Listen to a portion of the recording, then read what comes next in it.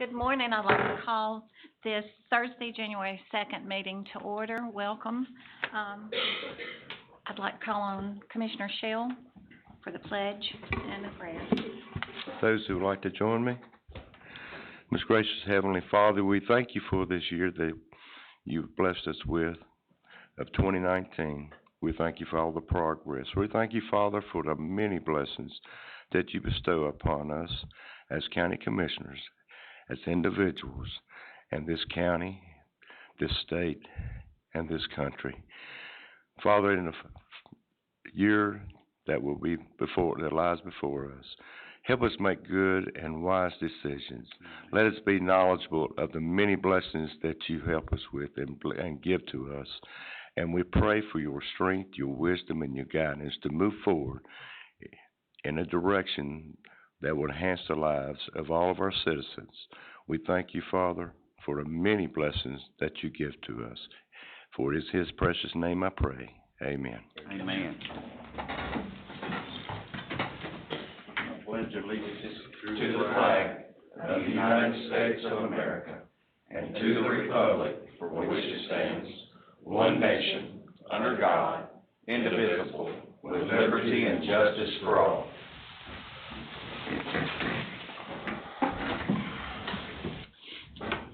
It's recognition time. We're glad to see everyone join us today. Looking forward to our discussions.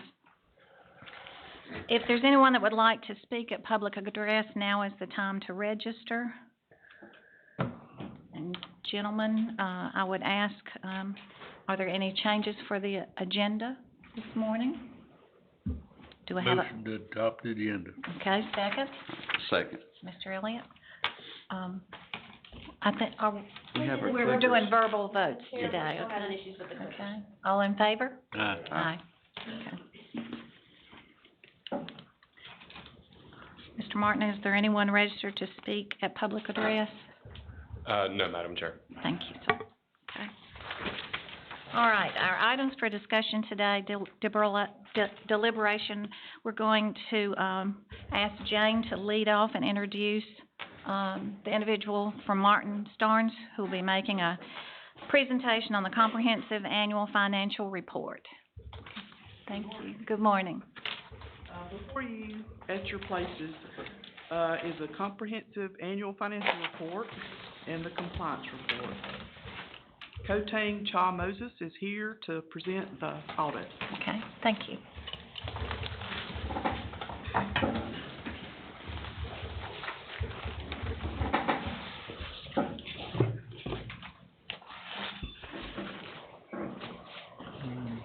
Good morning, Board and Good morning. Chairman, and Happy New Year's to you guys. I'm going to be talking about financial statements for June 30th, 2019. So if you have any questions as I go along, please let me know.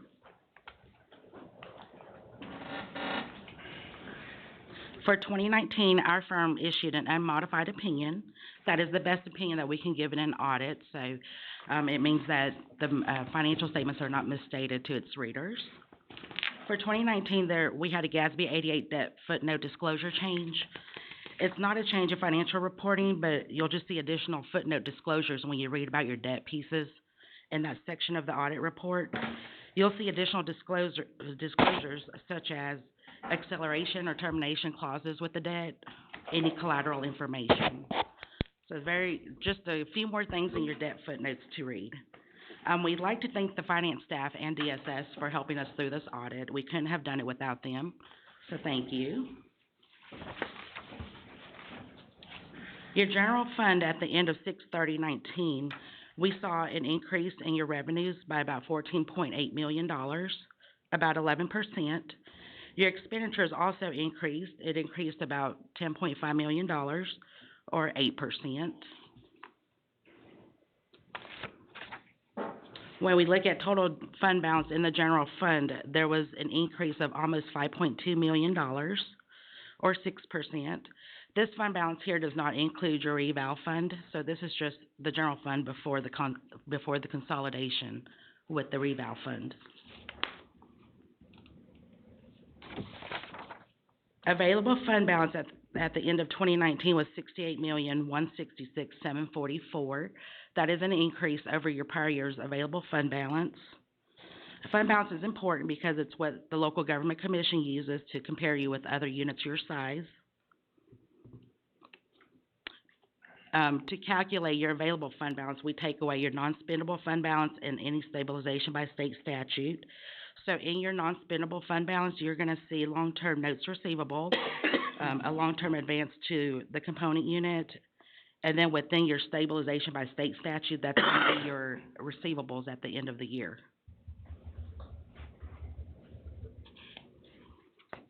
If we're looking at your fund balance percentage, for 2019, you're at 45.47%. This is a change of almost 2.3% decrease from the prior year. So a little while ago, even though you saw an increase in your fund balance, your available fund balance decreased due to some transfers that were made. So this calculation here, it takes out your transfers out. And if I can just interject, that is due to moving about $5 million, if you remember, at the end of last fiscal year, into capital reserve to start getting for our down payment for our big projects, i.e. the jail. So it's not a true drop, if that makes sense. That drop is sitting in capital reserve. Right, okay. Thank you for clarifying that. Yes, sir. So if we compare you with North Carolina counties with the same population group as your size, your available fund balance again is $68 million. The average for statewide is $85 million. Your percentage, you are up there with your percentage. Your available fund balance percentage is 45%. Statewide is only 28%.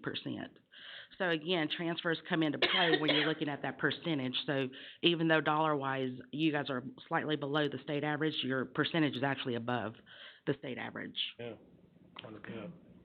And then you'll see their property tax rate is a little bit lower than state average. Collection percentage is slightly lower than state average for vehicles and non-vehicles. And then just to kind of give you an idea, this average here was as of 6/30/18. So we don't have 6/30/19 data available until the LGC publishes that, and we do not have that as of today. So looking at a year ago's average versus what you guys are at 6/30/19, this is how it looks like. So if we're looking at your general fund revenues, your top three revenues are property taxes at 51%, sales and other taxes at 23%, intergovernmental revenues at 13%, and then your other revenues, which consist of licenses and permits, charges for services, interest on investments, and miscellaneous revenue, that makes up 13%. So the top three revenues make up 87% of your total revenues for the county.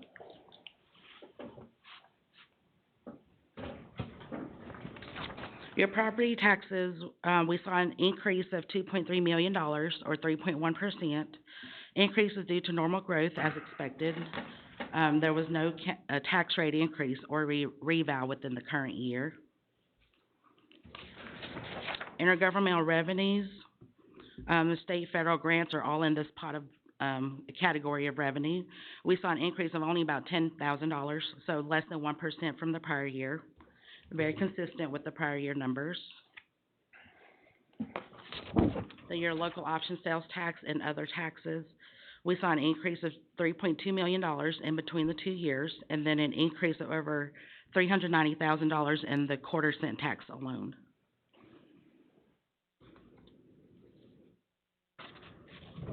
Your general fund expenditures, your top three expenditures, functions of government is going to be human services, education, and public safety.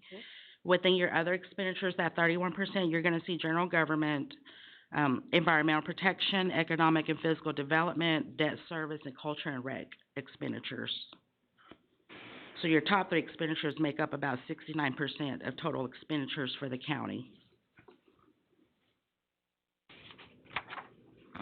So within education, we saw an increase of about $593,000, which is 1.6% from the prior year. We saw increases in both the public schools and community college expenses, but the larger increase was in the public schools' current expense. Human Services, there was an increase of 2.1% from the prior year, about $561,000. The majority of funding for these expenditures are federal and state grants. The biggest increase we saw here was in Health Department and Social Services. In Public Safety, there was an increase of $2.2 million. The largest increase was in the Sheriff's Department and ambulance lines. We saw increases in salaries and benefits for both departments, but also for additional costs of medical supplies and an ambulance in the ambulance department.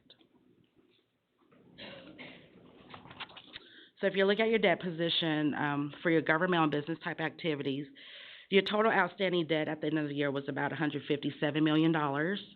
Your annual debt service for last year was $20 million. So your legal debt margin is $1,044 million.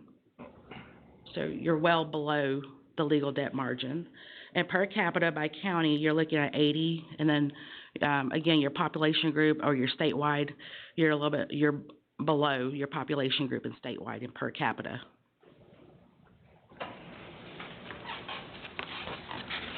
So together, your enterprise funds, we saw an increase in total cash, total net position, but your total net income decreased.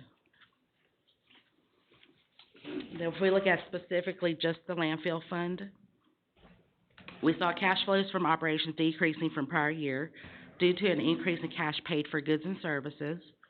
A change in net income increased in the landfill fund due to an increase in operating expenses as compared to the prior year. Depreciation expense increased from the prior year as well. Then in your sewer fund, cash flows from operations increased from the prior year due to an increase in cash received from customers and also a decrease in cash paid for goods and services. The net income in this fund is the result of a transfer from other funds of $1.3 million.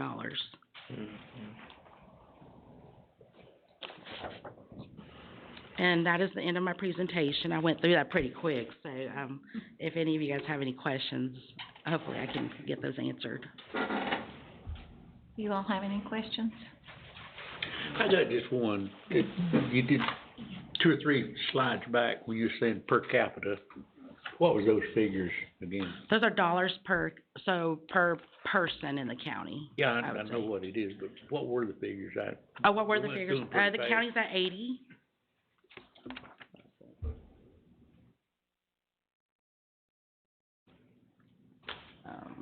Yeah, the county's at 80, so your population group, any county within, the population of 100,000 people or more is at 191,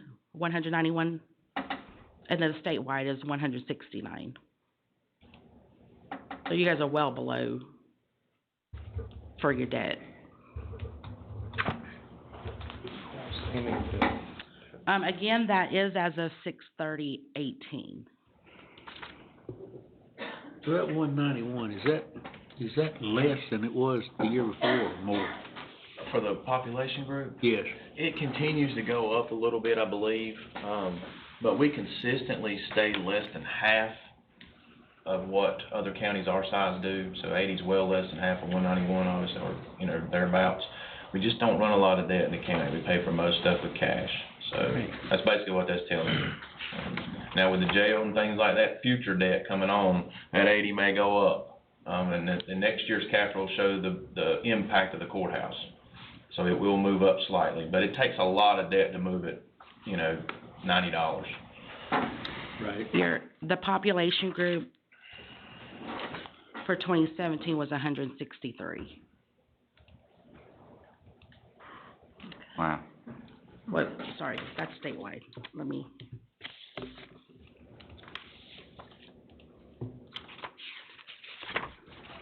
Excuse me, it's 180 as of 2017. Okay. So everybody's debt keeps climbing.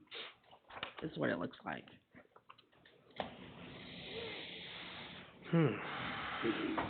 Thank you. Thank you so much for your presentation. You're welcome.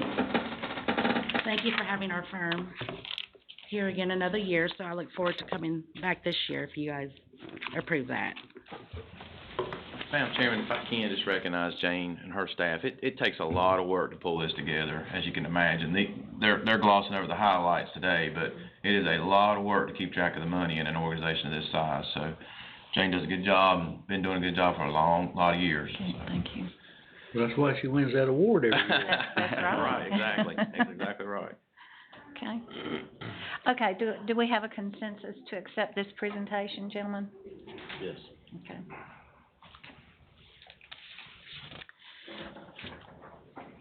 We're gonna call on, Lillian Kuntz to discuss the CDC National Health and Nutrition Examination Study.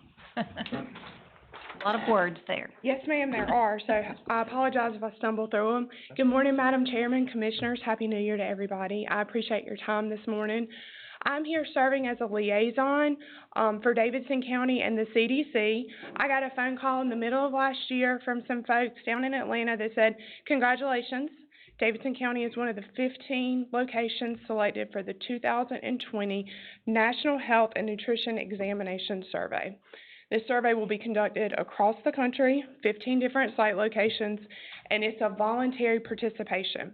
But what will happen, people from this group will show up at homes, they'll knock on the door, they'll have their badge, their ID, and they'll say who they are and what they want. People can choose to participate. If they do, they come into the house and they start gathering information about that individual's health, and then they can, if they agree to continue on with the process, there will be a very large van parked at the community college, and they will be invited at a certain time to go there, and they'll get a comprehensive health examination. There will be no medical consult after that, but they will get the report.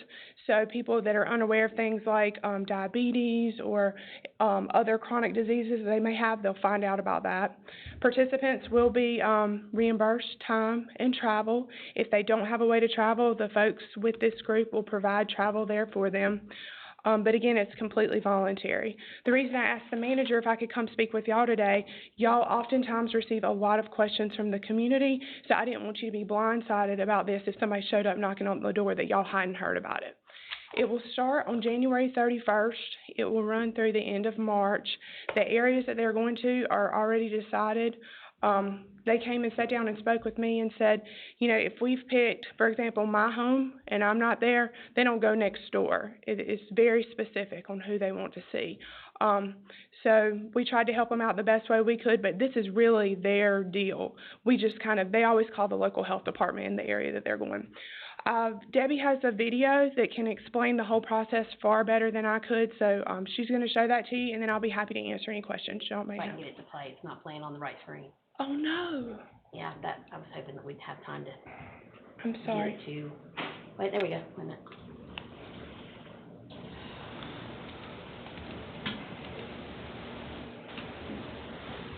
I can't get it to change screen.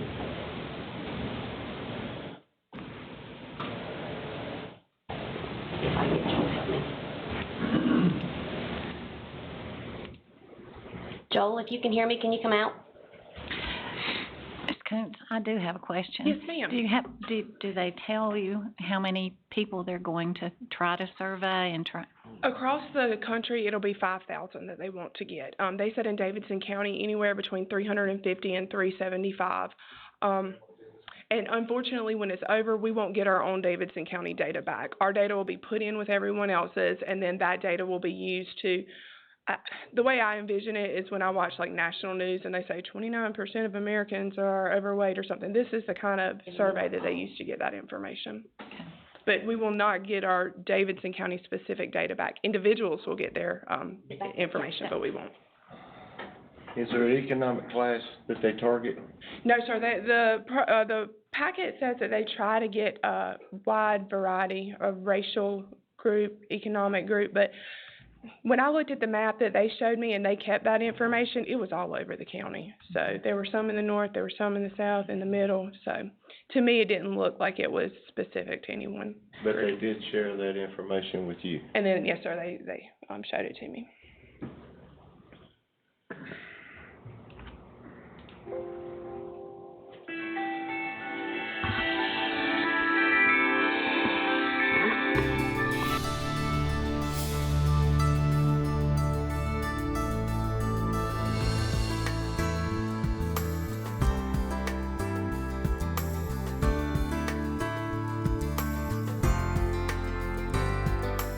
numbers are in,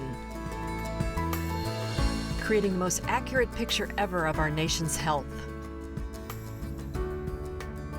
And one national survey in particular has had a prominent role in improving the health of all people living in the United States, NHANES. NHANES, the National Health and Nutrition Examination Survey, is the only nationally representative survey that collects information based on in-person interviews and actual physical exams. It is the results of the interviews and examinations conducted in your county, combined with the data from other counties this year, that provide a current picture of the health and nutritional status of people living in the U.S. NHANES data help shape new policies by identifying key trends, shedding light on emerging health issues, tracking prevalence estimates, and providing a series of snapshots of the health and nutritional status of people across the U.S. Since 1960, NHANES has traveled to hundreds of communities across the country and conducted examinations on more than 200,000 people. And since 1999, NHANES has gathered this data annually, visiting 15 counties and examining approximately 5,000 people each year. NHANES field interviewers visit the sampled households in these counties to gather information about the health and eating habits of each selected person in the household. After these interviews, individuals are appointed for physical exams.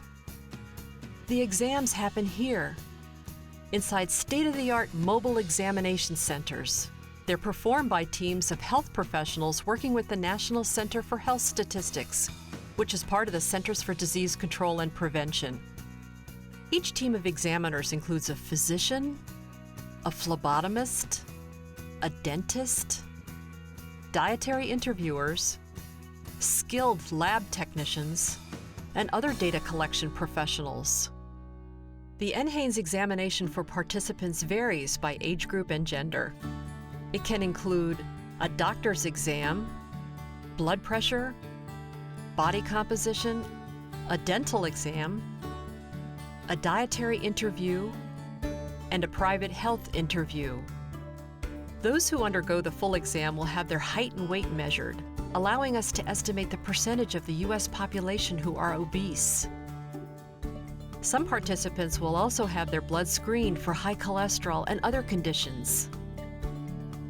Exam participants are performing an important service for their country, as well as taking action to monitor and improve their own health.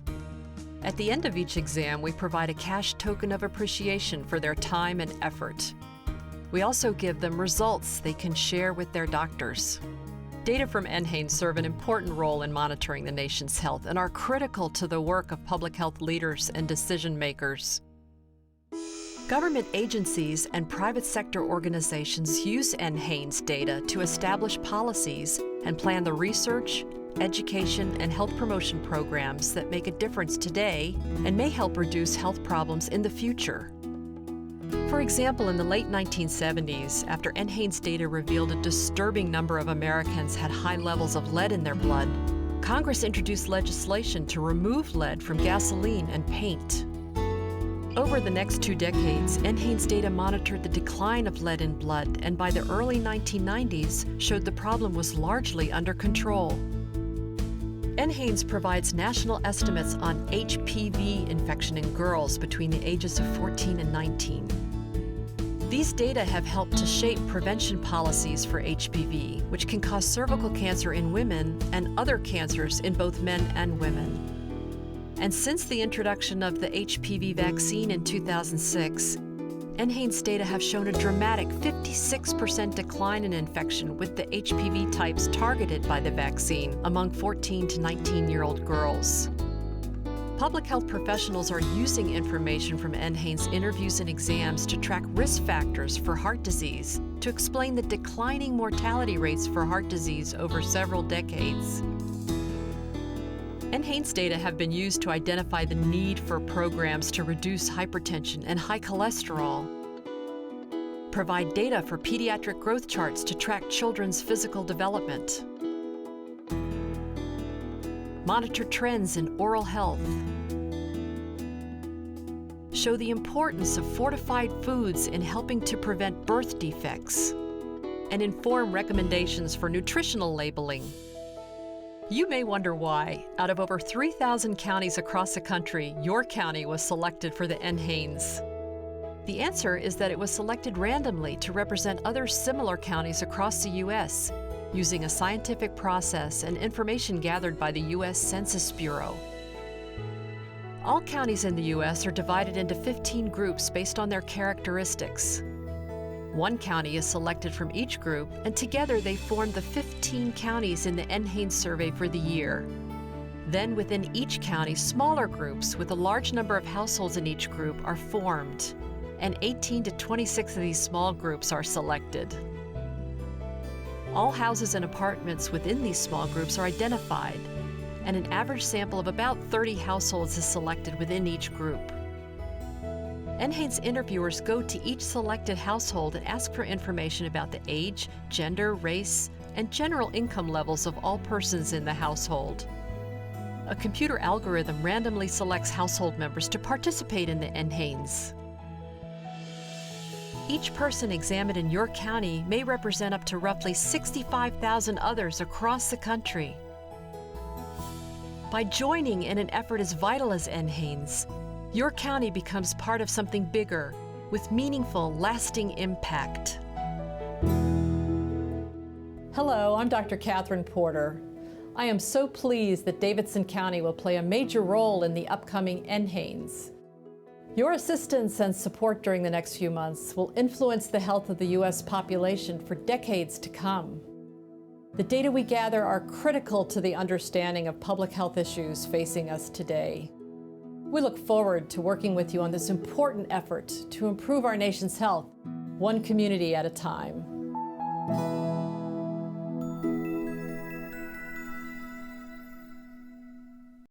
When did you say this would start? January 31st. January 30th. Yes, sir.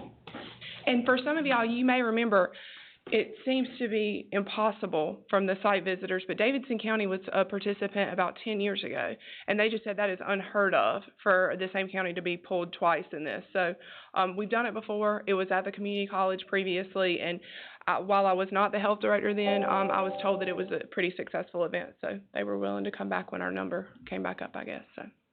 And exactly how do they pick the 30 households? I'm not sure. That's all on them. They didn't share that with me. And see, that's where I have a problem. They should be sharing everything with you.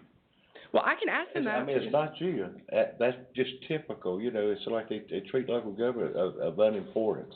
But you need to know these things so you can share them and take action on them. And they can do all the studies they want, but if they don't share it with the people in charge, it's wasted money. Well, I will definitely ask them. Yeah, tell them you want the data. Okay. Well, I did. I kind of pushed back on that. I was like, it would be really helpful if you give us our Davidson County stuff, but they said that's just not the process. So I tried to barter a little bit for that. Right. It's an agenda. You know, this is a good thing. I realize that. I questioned the timing on this because I want to do the census also, and so they were very aware of that, but this is done annually. So had it been done last year in Davidson County, we wouldn't be butting up against the census. I also shared with them, they asked of any barriers that they might have, and I shared of the good work that our sheriff has been doing to tell folks not to answer the door. And so I said, there's that going on, so just be aware. So I would appreciate, as information comes out and press releases come out, I'm going to do my part at the health department to share it, but if y'all would be willing to, talk to folks about it, share it a bit, because again, this is an opportunity for folks to learn about their own personal health for free, and then they also do get compensated. So, and since it is voluntary, the question about income is usually one where people have an issue about, and I'm sure that you can say, I'd rather not give you that information, and they'll continue with the other questions. I would imagine so.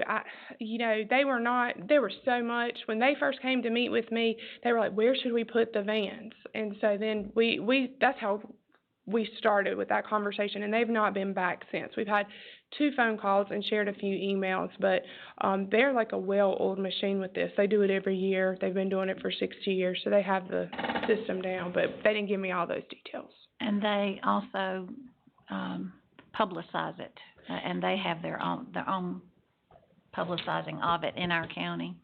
Well, when the study is completed, it will be a comprehensive, survey, and so it will include all of the 15 locations. When that data is released, they said they would share it with me directly since we were, one of the chosen counties, but we could, personally, right now, I could go look at last year's on the CDC website, and that's all available. But because we're one of the counties, we get the release date.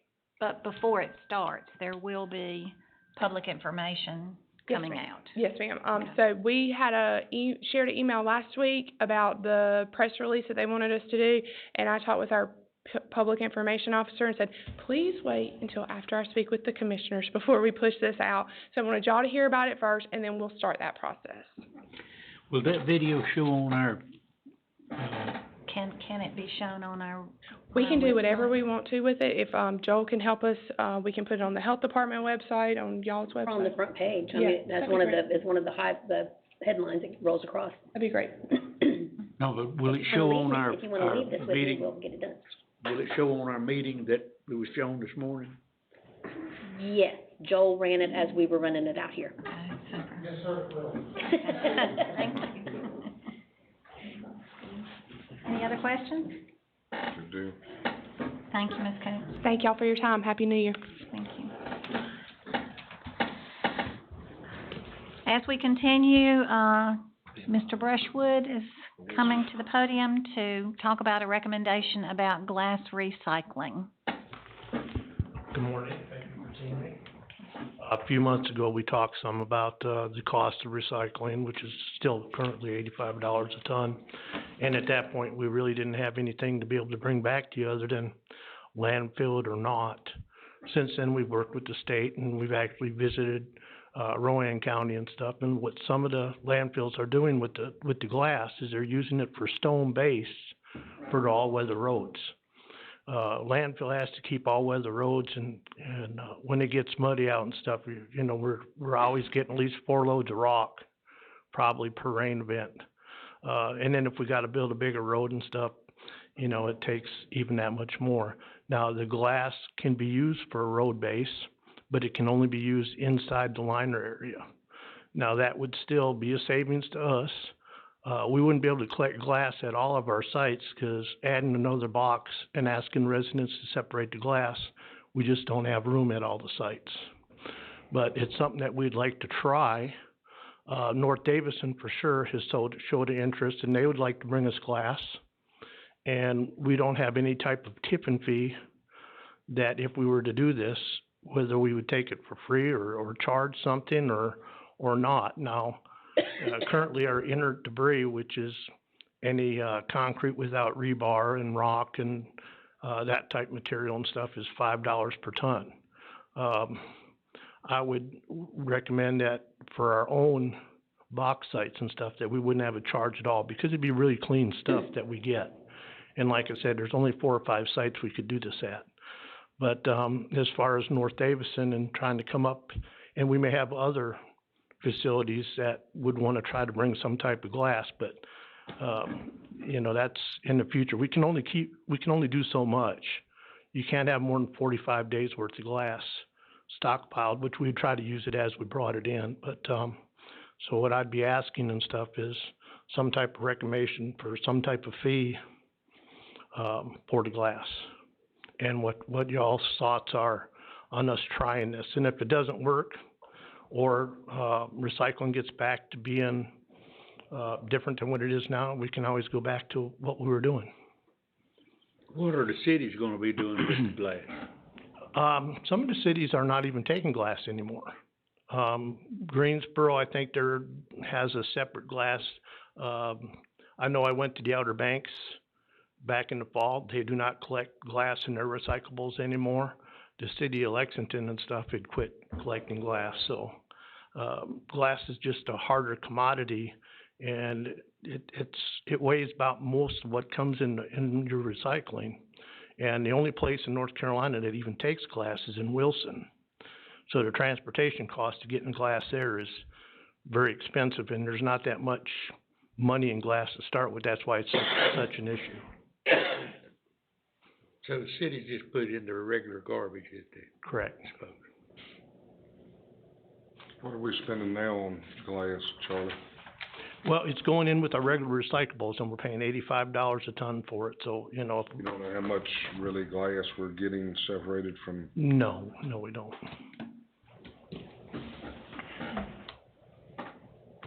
Of the tonnage on your recyclables, would you estimate the glass that you have as a contributor? Absolutely.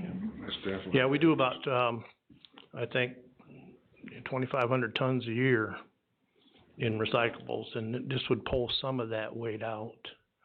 And we'd still be using, it'd still be being recycled as road bed, and then we put rock on top of that, so, I mean, you know, it should help in multiple ways. What, so you're gonna put it down and then put the rock on top of it? Correct, we'd use it for a base. So you're still gonna have to end up putting several loads of stone on top? Yes, this would just help some. How are you gonna prep it? Use track loader. Just run over it and Yeah. touch it up? Yeah, when I read it on the agenda, I was thinking you'd turn it into little stones or whatever, like glass stones. There's crushers that can make glass back into sand and stuff, but it's a pretty expensive process. Yeah. How much is that clean block do you think we get? Cause that would help a lot with overlay, wouldn't it? Overlay of glass on some of those roads you mentioned? Well, it's gotta stay inside the liner system and stuff. It would probably save a load or two out of, say, maybe 4 loads. You crush it the same way with the loader, don't you? Yeah, we don't have the equipment, you know, we'd have to do it with the loader, cause we don't have other equipment to be able to do it with. Yeah, I think it's worth giving it a shot to see. I'd say it could save you 1,000 ton a year, being this the heaviest commodity, so that'd be 85,000 ton a year. You said North Davidson garbage, how much do you intend for them to bring? I don't wanna get set up, I don't want a lot of people start hauling glass in and we're stuck with a ton of glass. Well, we can't keep more than 45 days worth anyway, and I would rather just kinda take the glass in as kind of we needed it, and then when we didn't need it, shut them off. Yeah, but if you take all the glass from one end, and then nobody else can bring any glass in, and they're gonna feel cheated, so how are we gonna, you know, make this a even playing field? Well, there's only the one, recycling facility inside Davidson County for glass that I know of. I don't know of anybody else that does it. You'll find out as soon as you open it up. I'm sure. For glass, everybody will have glass to bring in. But I would think if there is somebody else that, whatever tipping fee that you guys allow, that we would make it even to everybody, as long as they're inside our county. I mean, I think we ought to get the regular tipping fee out of it. That's what I was thinking. And I'm good with that. That's why I wanted to bring it to the board, because, As opposed to the 5. yeah, well, $36 a ton is Seems still, kinda low to me too, but I mean, it's, you know, it's a start. Is that? $36 a ton is still cheaper than $85 a ton. Oh, yeah, it's still cheaper than 85, I'm right? not saying $50 a ton. But I would recommend that our box sites and stuff, that we take it For us to at nothing. deal with it. It'll also slow down some of your influx you may be worried about. I mean, I don't know. Right. But it's one, Charlie's right, we won't know, we try. And if we use it as undercut on these roads, that'll help keep it out of the landfills. Well, will the 5 municipalities in the county, will they still not recycle glass? Or That's up to them, however they do it. will you accept glass from them also, or? If they separate the glass, yes, at whatever fee you guys set. What is the tipping fee for regular trash? 35? $36 a ton. 36, okay, and what is the tipping fee for recyclables? It's $85 a ton. Okay. So, it really doesn't incentivize them to have to separate their glass from their trash, cause it's only $36. Okay. Am I right that not all glass is recyclable, correct? You have to have certain parameters on what type of bottle it is? To an extent, it used to be that your green glass and your clear glass you'd get a little bit of profit off of, and brown glass was zero. Mm-hmm. Now, I don't know what the exact market is now, because everybody's just paying to get rid of it anyway. They pretty much use it all now, All for of it. blasting sand and, different parts, but like I say we charge $50 a ton. I'm Give fine us- with that. Give us a little bit of money to, Yeah. it's a little cheaper than, I would recommend, though, that we take it from the box sites at no cost. oh yeah. For the citizens, Yeah. Yeah. Cause you got some time crushing it, you gotta walk it in, bust it up. Yeah, and it's gonna take a while and stuff for us to get the residents over, and we've already got the containers that we can set out at these sites, so we've already got those. It'd just take a while for the residents to start separating it. So just my guess here, would you start off with 500 ton, is that what your thought, or 250 ton? I mean, somebody's gotta track the tonnage that, Well, once we start doing it, we can track it coming in. yeah, I know that, but I'm saying, how many would you start off with? There's gotta be somewhere in your mind that you say, we're only gonna take. We've never I think it's gonna be a smaller amount than that, because we've never tried separating the glass and stuff like what we're trying to do. I mean, we got some old numbers, but I don't even think we have the books to go back that far anymore. Okay. I'm good with 50. Everybody okay with 50? Yeah, Charlie, could you come back, Todd, what do you think, 6 months, 8 months? Come back and give us an update? Sure, Give us sure a will. report. Yeah. All right, thank you. Fair. Yes. Can I speak to Charlie on the issue? Madam Chair shared with us a letter about one of the box sites, and one of the citizens wrote in on one of your staff members about the great job that they did and the service that they provided. I really appreciate the work that you're doing out there and the staff that you have, and if you could pass along from me and my fellow commissioners just how grateful we are for the service that y'all provide our citizens. Thank you so much. Thank you. Thank you. Thank you, Charlie. Madam Chair, if it's okay with everyone, I'll put this on the consent agenda for Tuesday evening at $50 a ton. Okay. Okay.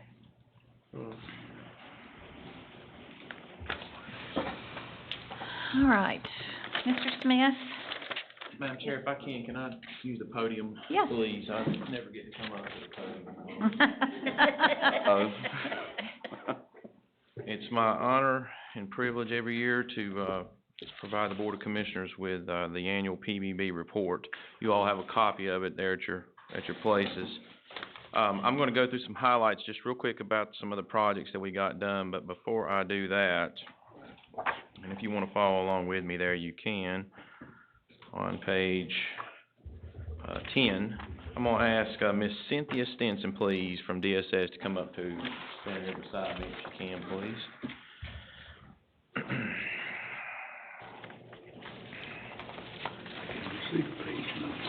A couple of years ago, we started with the annual PBB Employee of the Year Award, and every year the manager and I get nominations and go through them and figure out who do we want to nominate. This year, like we do in all years, we've had a lot of people get submitted and a lot of good recognitions that we could do. We can only do one.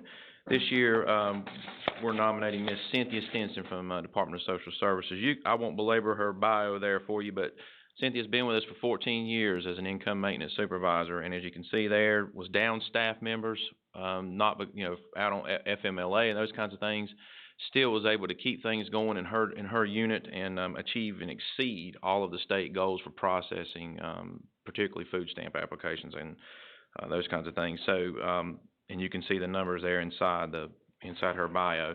This is like the fourth year we've done this, I think. We had one from Alan Harris won it one year. We had a gentleman from Environmental Health. Last year we had somebody from Child Support, so this is 2 in a row for DSS. But we just want to recognize her and offer her the 2019 Performance-Based Budgeting Employee of the Year Award. So if we can give her a round of applause.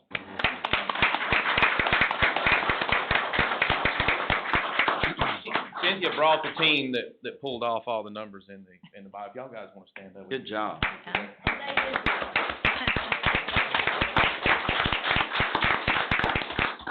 Thank you. It's the employees that make this program go. The reports filled full of a lot of information, but I want to highlight just a couple of things if I can, Madam Chairman. Starting on page 2, all the way up through the various pages, you will see some of the major things that we got done with PBB. PBB, as you know, is set for a certain percentage of the budget is allowed to come back to the departments sitting in your county fund balance. You've entered into a covenant with the departments to allow them to come back to you to appropriate funds to use, particularly for major projects. That's the majority of what we do these things with. And as you can see there from social services, you know, PBB is what largely took care of the Willie M. House up here on the hill to use for adult services. Lillian went through and updated her immunization room there, which was in dire straight need of getting a new space and new equipment. Sheila used it to start her renovations at the Lexington Library, and I'm just keep flipping pages here. Tax was able to replace some old furniture that was kind of worn out and outdated. Fire Marshal's office got them some better thermal imaging cameras to do better fire investigations when they go out for calls. Emergency Management used it for their EOC. And of course, you remember the sinkholes. If you keep flipping, you'll get to page 8 there. We used an initial piece of PBB to do the engineering work out of the county manager's office. So the sinkholes, PBB didn't pay for the sinkholes, but it started the process. So we got pictures of that. And then Human Resources also used it largely to get the skills survey, if you remember that. And we also used it to update our employee onboarding kind of process. The skills survey is neat. I have been involved in several hirings since the time we bought it. And some of you were for the DSS director job, just may remember here recently. It's very informative when you are looking at a list of candidates and you've got that inside track from their references about them. It's very informative. So that's kind of the highlights of that. I want to flip you back to page 12, and you can go through. These are yours to keep. Obviously, you've got all of the goals and results there. I do want to point out the balances. Every year we've kind of got what's sitting in the balance available as we move forward. It's a running balance because as Mr. Hill likes to point out, about every meeting there's a PBB, a budget amendment on there, because there's always some piece of equipment that we're replacing, computer or something of that nature. The balance going out of last year into this year, as you can see from the gold bars there, 3.9, 3.906, roughly unchanged, slightly down. And remember, we talked about this over the years. As departments build their budgets, their operating budgets, as they can probably attest to, since they're all behind me here, we go through the budget process every year. They're pretty lean. And so where the balance usually comes in is in vacant positions or extra revenue that they collect that we don't appropriate to spend. So but I would say by and large most of it is vacant positions and balances that positions they've held open. And if they've done that and made the work continue on and achieve the results, I'm okay with that. So slightly down on the balance, but the results still nonetheless, as you can see, were pretty much good. There are some that county-wide we achieve about 90%, 95% of the total goals. So it's not 100. It's not a given. It's not, oh, you stayed a goal and there you go, you made it. They check them. They send them to me, and every year I sit with them in the summer and go through them and try to either we look at making them more stringent, or in some cases we maybe overshot and got them a little bit too stringent. So sometimes you don't make them. And you can see the first one there, county manager's office, we did not hit all of our goals. For telephone calls and getting the agendas out. That's just something we'll continue to work on. So I don't have anything else with that. The report's a little more condensed version this year. We kind of chewed out some pages and tried to make it a little more condensed, if you will. But again, most of this is equipment. If you go to the very back on page 21, you'll see another little bullet points there of some of the variety of items that get done via PBB. And it's mostly equipment and capital. And like I said, I think we've talked about this before. If we don't have the program, then these things have to get replaced on the 54-cent tax rate. And that makes it tough. So this program largely operates keeping capital from coming into the 54-cent budget every year. Does all departments participate in PBB now? They don't. Got 26, and that's not all departments. Some of those are divisions within the departments, but no, sir, not everyone participates.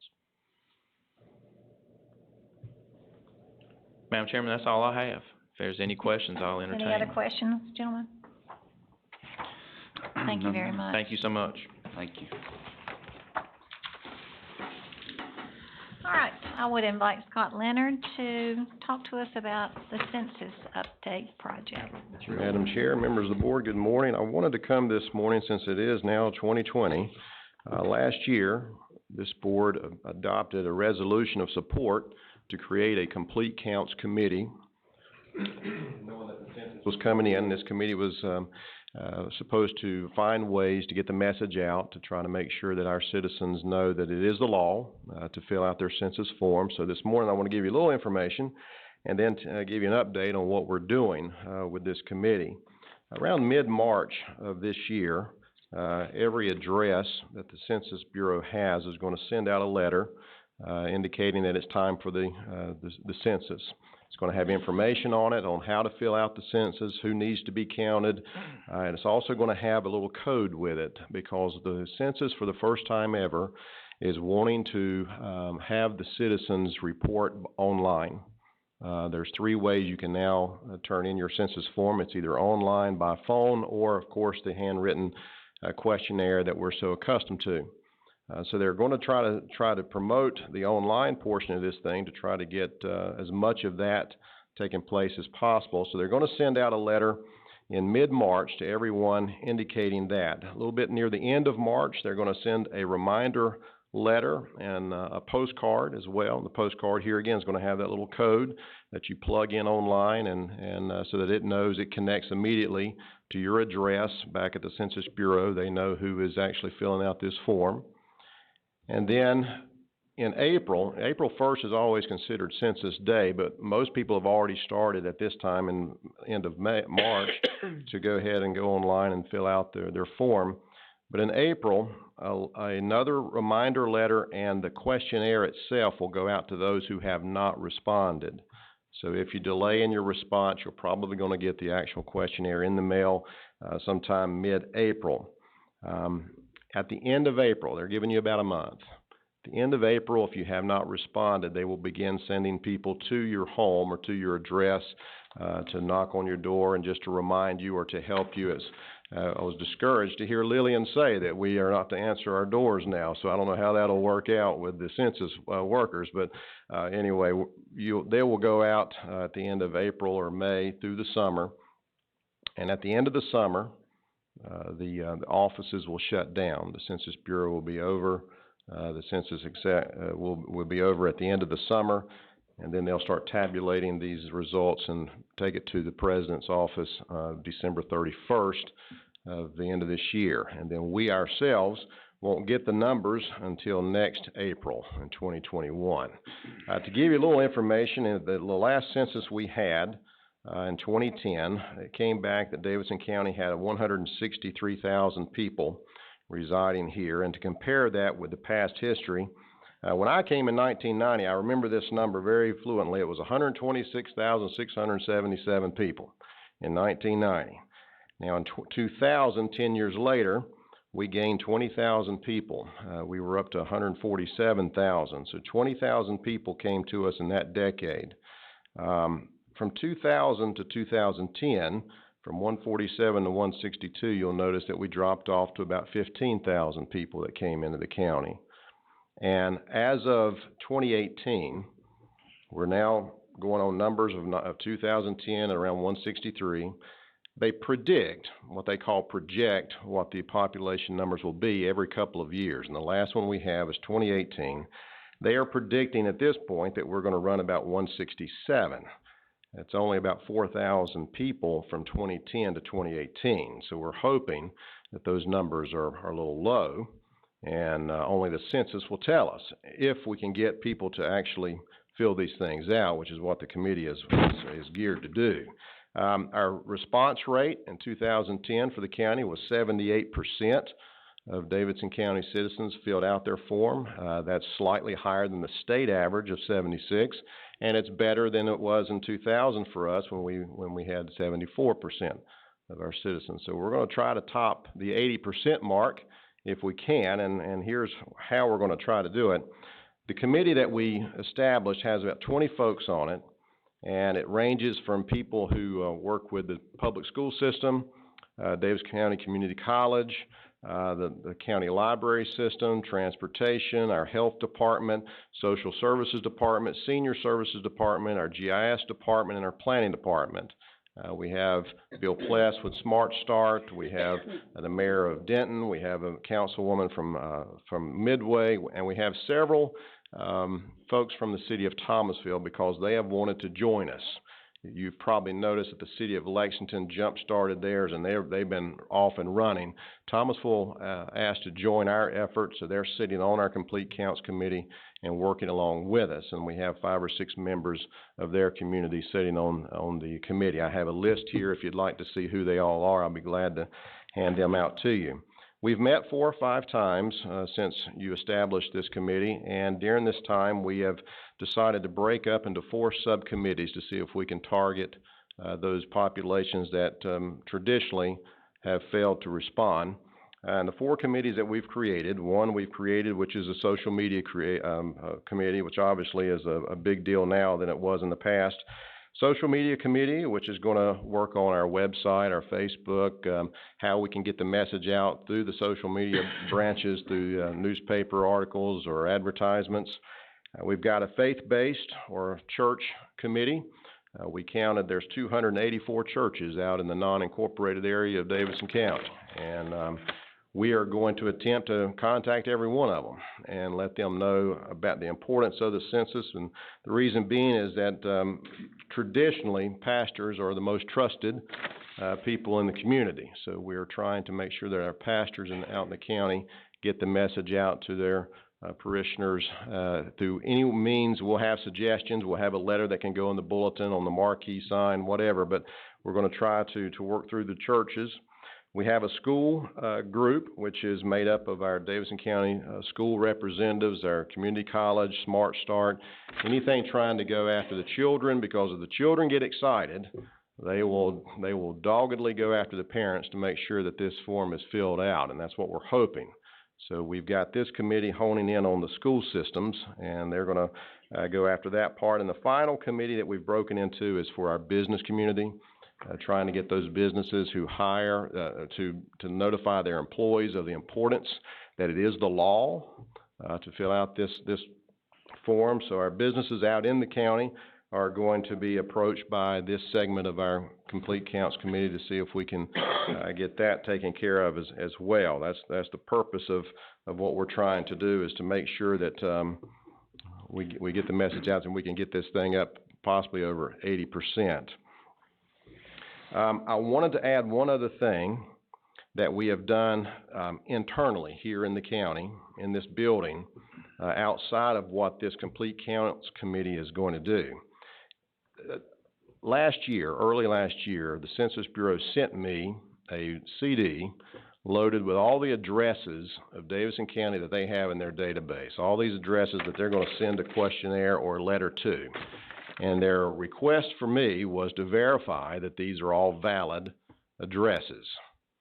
So, of course, I go to our GIS department, and there's a lady in there by the name of Catherine Clifton, and I asked Kat, wave at them, Kat, if you don't know Kat, or if you haven't seen Kat, I want her to come up so you can look at her.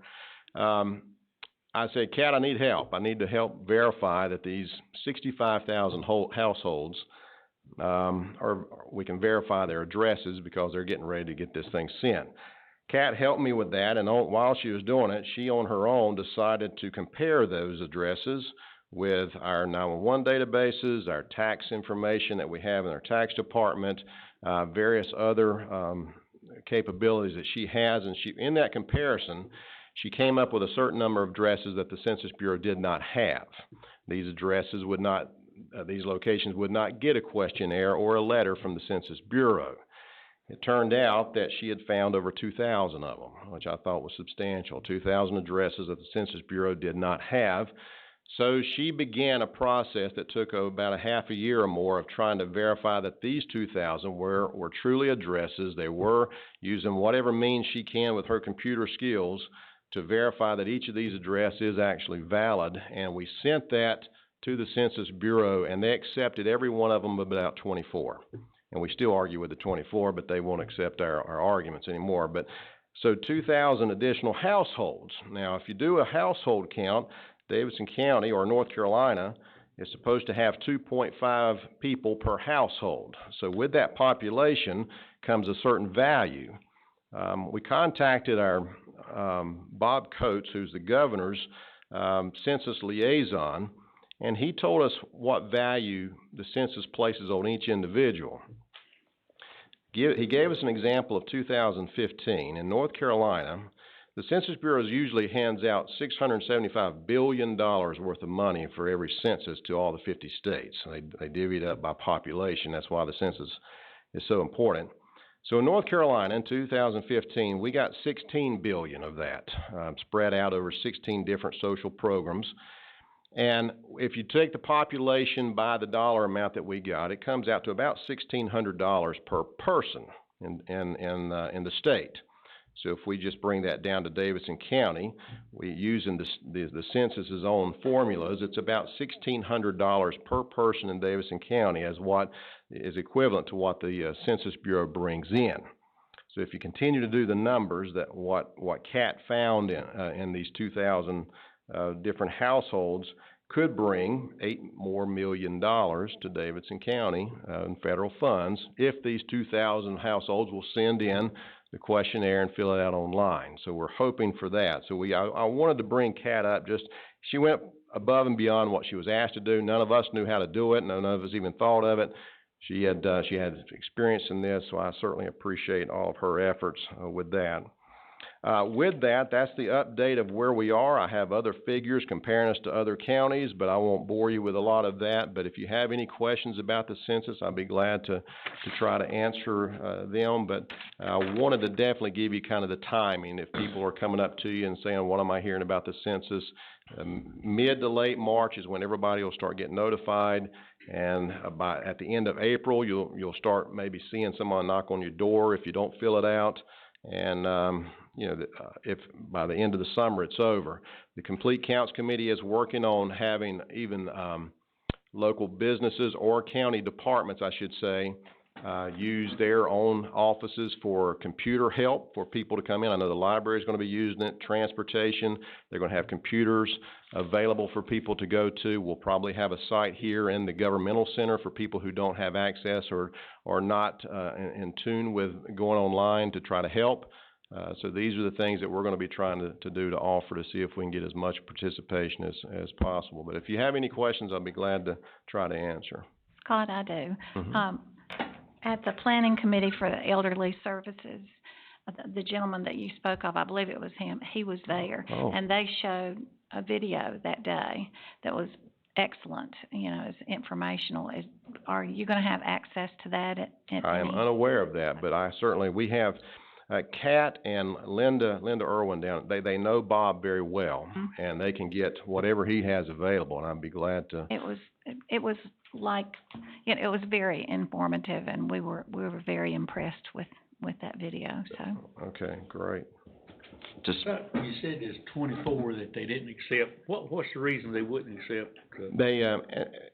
They gave codes, and the code that was for those 24 was it was an invalid.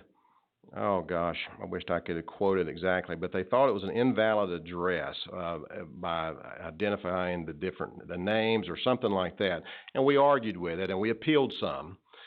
I'll be honest with you, they denied 36, and we appealed all but 12, and they came back and said, well, we accept these, but the last 24 we wouldn't. But it was mainly, we consider it to be wrong, but they let us know that this was the end of the appeal process.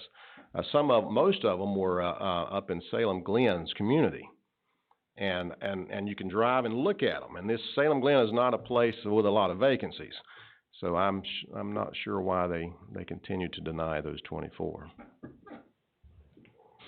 Scott, you gave Catherine accolades, and I agree with you, and I'm sure Karen and Commissioner Shell will as well.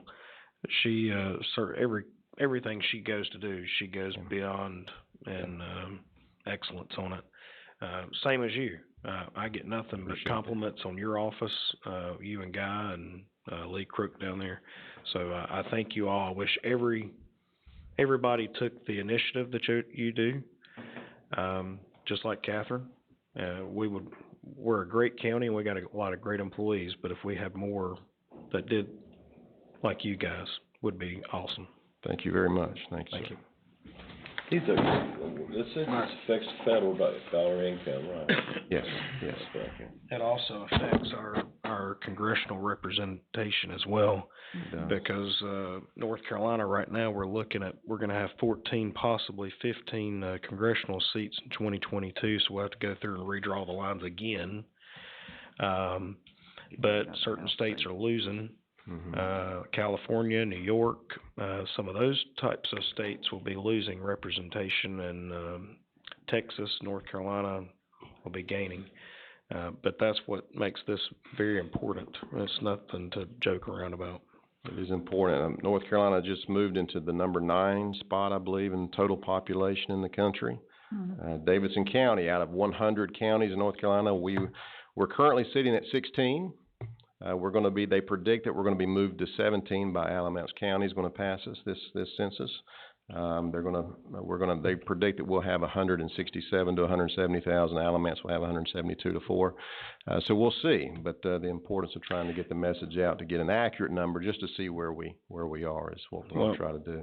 And it's not just our congressional representation, but every congressional seat that we get, that adds one more vote on the Electoral College for North Carolina. So it makes us even more important to elect a president. So that's why this census is ultimately a huge, important part of North Carolina and the entire country. I got a question for you, Scott. Sure. Sound like you and Kat done an exceptional job, but was this shared to other counties, and what y'all come up with and the method that y'all come up with? Was this shared with the other counties in North Carolina? So our figures or her methodology? Her methodology. I didn't share it. I don't know if she may have, but I don't know of any other county that knew what she did. Or that would be something like this guy Bob that you're talking about, or whatever. He should have tucked that and went. We need to share this because if it means $8 million to our county. Yeah. What does it mean to the other 100 counties? That's a good point. And how much more money would it bring in the state of North Carolina? So maybe y'all need to contact him and go, how do we get the word out? And maybe a little late now since she worked on this for like 6 months, but I think it'd be worth mentioning, Absolutely. All right, thank you. Thank you so much. Thank you, and sir. thank you, Catherine. Speaking of your sinkhole out there.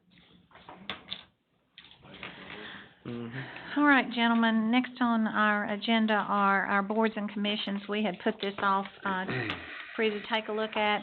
At your seat, you can see the current list of the boards and commissions that we, are a part of. And, if we need to discuss, if anyone would like to make any changes, or if this is accurate.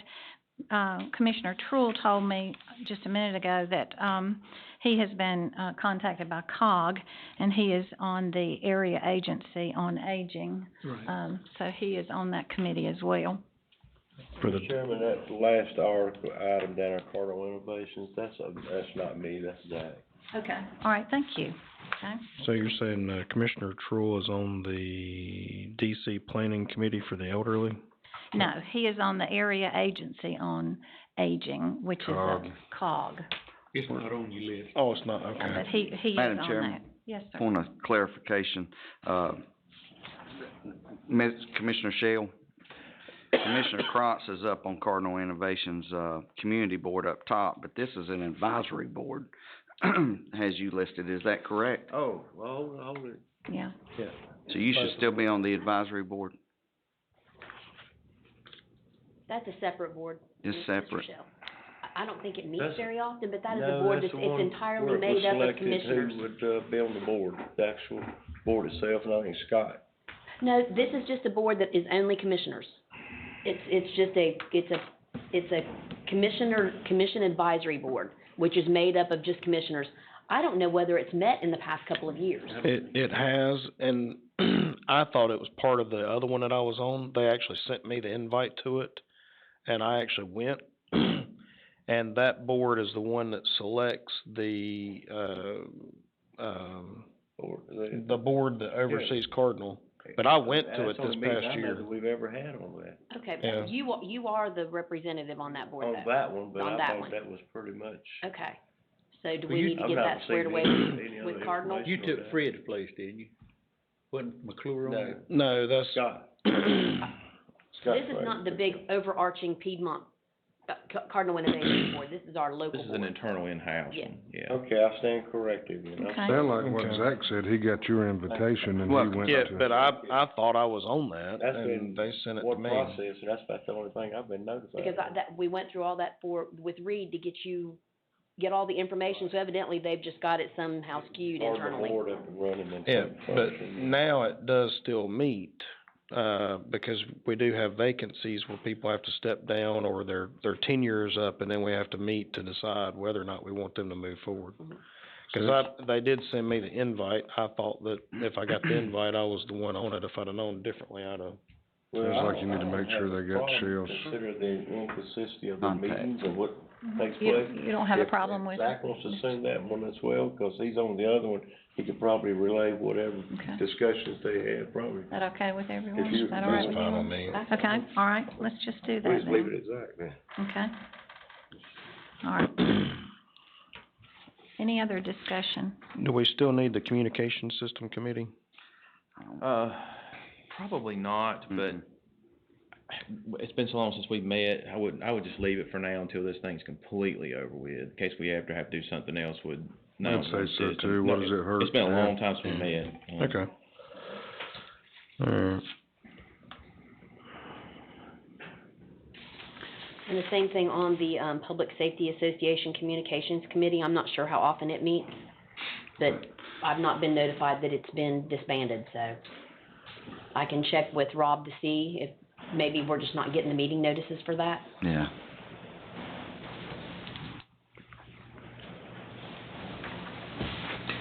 Okay. Any other discussion? Are we I'm good? good. Okay. All right, well, thank you much. Okay, with everyone, I'll put this on 14 on the consent agenda as well. Okay, that sounds good. All right, moving along. Mr. Smith is going to, lead the discussion on departmental security. Madam Chairman, we got, Casey Tarleton with us as well. Okay. I think everybody's got this at their place, or they should. I think at the last Facilities Committee meeting, and Casey can jump in here anytime and correct me if I'm wrong, he was asked to go back and do a little inventory of these, panic buttons, if you will, that are around the county. So I think you've got that list here, and I'm gonna let Casey walk you through anything, questions you may have, because he went through and kind of made sure what we got, what it does, et cetera, and I don't know how much of that he wants to divulge this morning, obviously, people listening, but you've got the list at least of what we have by department. So after the last meeting, I went to every location that we had, and that was the big concern. We didn't know what we had, before we got to that meeting. Joel actually went through and sent out, we figured out which departments had it. I went to the departments, we set it off, we wanted to see how it worked, what they knew about the alarm itself. And as you can see, what I've given you back, the biggest problem I had with it, there's a bunch of different stuff there. So we were trying to, or I feel like we should probably try to get this to the same type alarm. Sometime back, we actually went and we looked at a bunch of different systems. We've come back around to just a panic button type alarm system. What we have now, as you can see, is some are just voicemail, some's intercom, some are dispatched to Security Central, and some are, when I say auto dialers, means it just dials straight over to the 911 center. They work, most of them are outdated. So, this all come to fruition with, the DSS director had requested some at 3 different locations, and here we are. Okay. What is this, voicemail only? What is voicemail only? All right, so what it does, whenever the alarm is pushed, it sends out a voicemail to whoever's on it. And some people knew they were on it, some people didn't know they were on it, because it's old and it's outdated. And with a couple of these, we couldn't even get back in to try to figure out who it went to. But it's just a voicemail. It goes to a text or a page, or and this was, in these cases, are just voicemail. And I talked with David Everhart with ECSS. It can do whatever it wants, but these are just voicemails that basically said, hold up alarm at whatever location it was, send police, basically. And all of them are different. It was whatever when this was put into place, whatever they wanted to put on the alarm. They're real vague. Casey's Security Central Dispatch. So the alarm's set off and it goes to a dispatch center. The dispatch center, excuse me? The dispatch center, our dispatch? No, not ours, no, it is like, Contractor. yeah, like an alarm system like you'd have at your house. Yeah. When it dispatches out, so it goes to them, then they in turn will call the 911 center, and then the 911 center will dispatch. On a holdup or a panic, it'll be an all call. It actually goes out to everybody. It'll go out to Denton, Lexington, Thomasville, Sheriff's Office, everybody. And they're dispatched out to the house or to wherever the panic alarm is. On these recurring fees, are they monthly, yearly? Good question, and that Dwayne Childers has got that information. I'll be honest, I don't know. I can tell you what, it's $480 yearly for the 3 new ones that we have coming out, which is DSS in Thomasville, DSS at the Governmental Center, and then the Davidson House, the Willie House. So these particular ones are yearly? Yes. Okay. And forgive me because I don't know what the fee is for that. I don't know. I think we're absorbing it into because we have fire alarms, we have regular alarms, we have panic alarms, and I think from when I've talked with Dwayne, it's just absorbed in. Jamie Snyder was in the process of trying to get that stuff for me, and been out sick. She's been really sick, so I don't have that information. I can tell you what the new ones would be $480 yearly. I did have a meeting with David Everhart. If we did go on with this and other departments wanted to get it, it'll drop. He couldn't say, yes, this is what it's going to be. No, I don't know because we don't know how many departments we're going to have. But he said the more we get, that cost will come down. What I'm reading here, it says $480 per building. So is it $480 per building or $480 per button? $480 per building.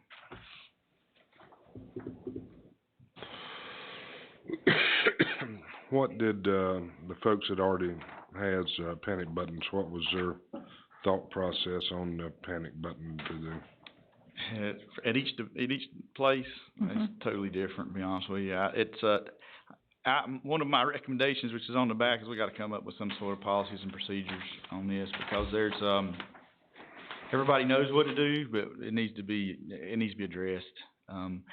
I mean, most people hadn't had to use it, so it's just there, and that's how they're it's just there. They don't know. One thing that I am going to do with this is we're going to have to start at least quarterly testing it.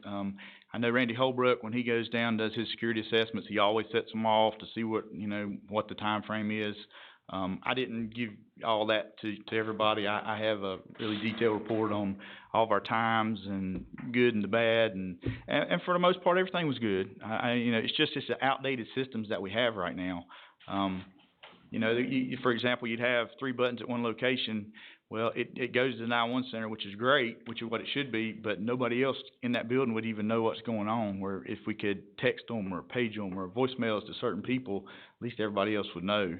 But just little things like that. And the new systems will be able to do that. The new system that Dale had put up for it, that has the ability to text people.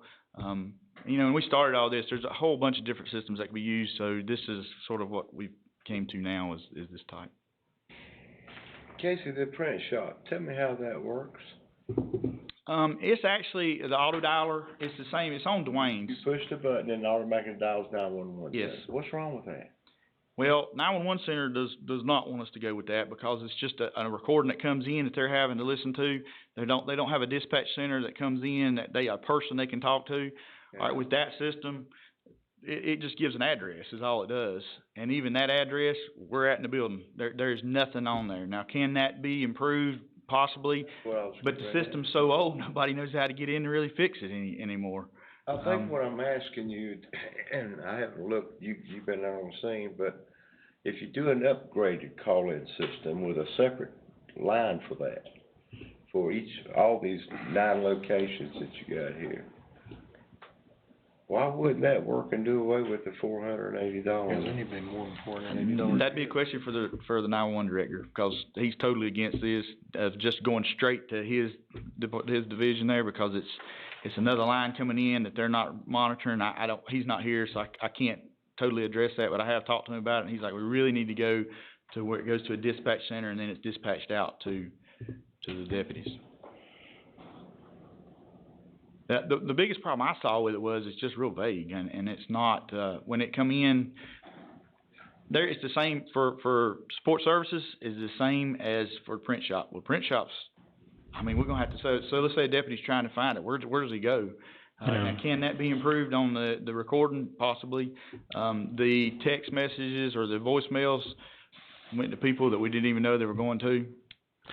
Well, here's what I'm looking at, is if it's only $480 per building, but you've got multiple offices in a building, but if you looked at doing 9, and you're talking about an individual phone line for each one of them, that's $25. Individual phone line for each one of them, they go to one. How often does a panic button been used?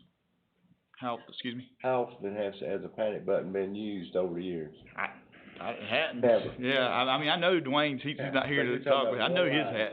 And if it lights up, somebody pick the phone up and take the call. No, I don't see the I know. I know. Behind me. I mean, it lights something they gotta answer every day. It's ridiculous. You're talking about $4,300 or something like that. Like, no, get me out of here. You know, 40. You know, I agree, 480 don't sound like much, but when you start adding 480 and 480 and 480, Yeah. it gets pretty expensive there. Yeah.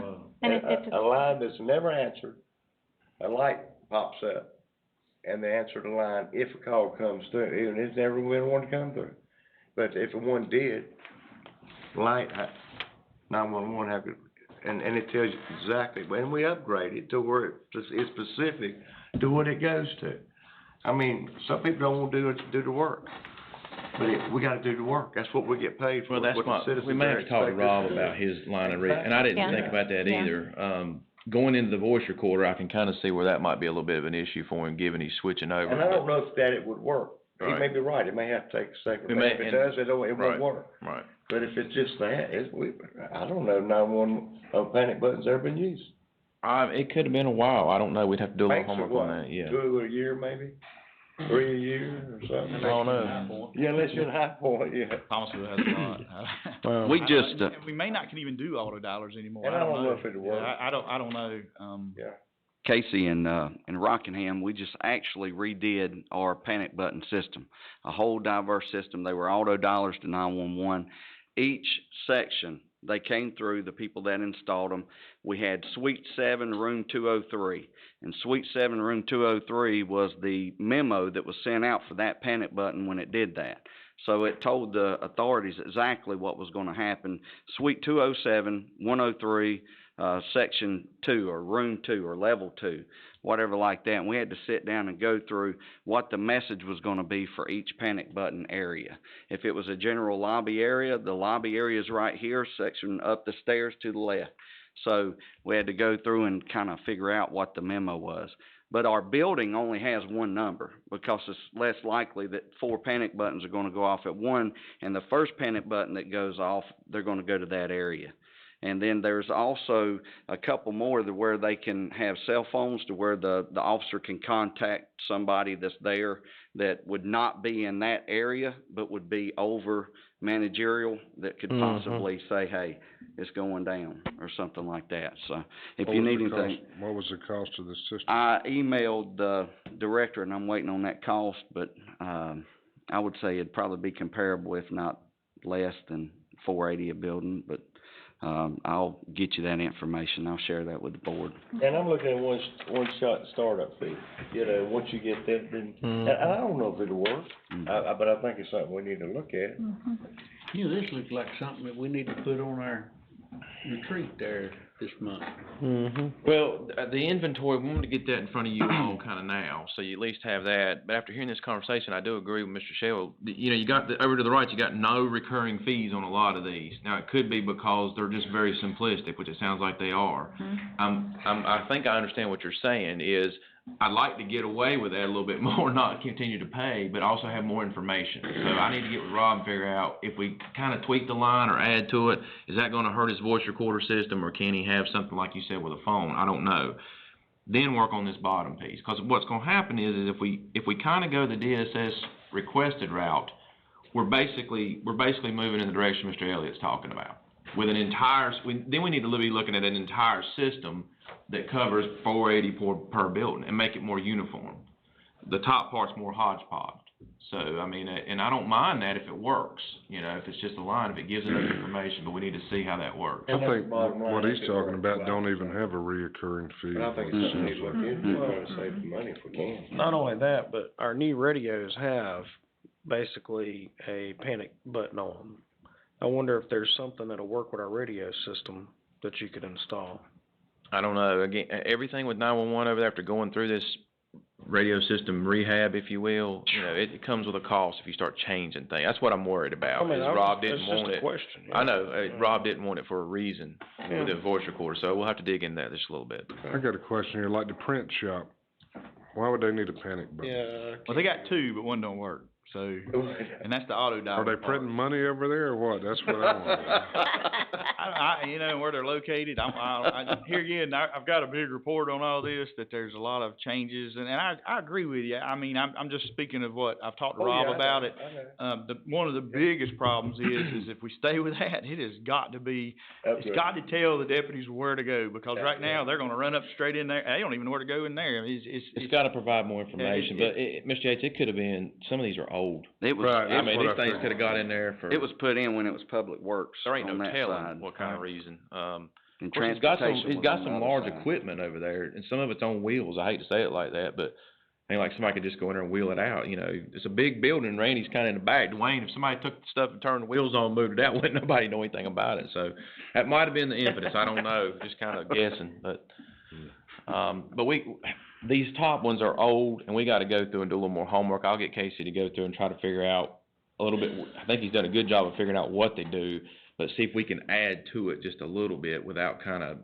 And we got another breaking the bank director door. coming in also with DSS, so they may have a whole different Right, and I thought opinion. the same thing. As she's coming in, this may be something we need to let her have a hand in as well, and get her thoughts on it too. Yep. Thank you, Mr. Tarleton. Thank you, Casey. Finally, on our agenda today, we have a jail study presentation.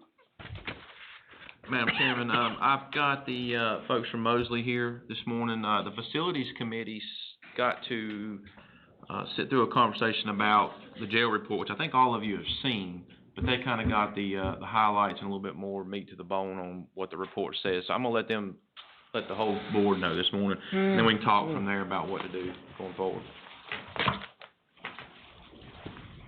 Good morning. Chair, Commissioners, I'm Dan Mace, Vice President of Mosley Architects. Pleased to present where we are right now with the study. This is a draft. We haven't finalized the study, and we're exploring options as we go forward, and of course are seeking your continued input on our progress as we move forward with the study. My associate with me today, Brian Payne, is going to cover some actual initial schematic planning options and some costs with you today. So this is really hot off the press.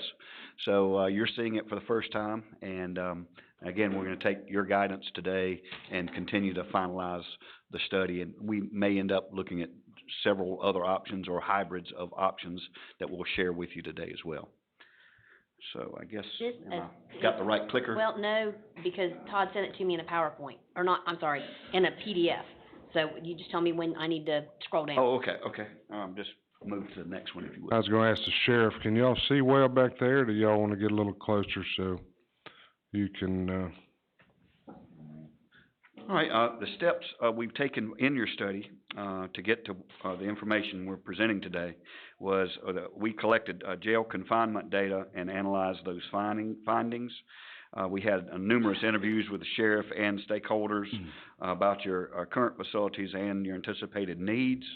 We reviewed county population projections from the North Carolina State Office of Budget Management, and I tend to agree that those typically are conservative, but they're kind of the standard of counties in North Carolina that we use to kind of measure your metrics against other counties in terms of your percentage of inmate population versus your general population. We met with the planning committee to discuss the data that we're collecting and provide status updates along the way.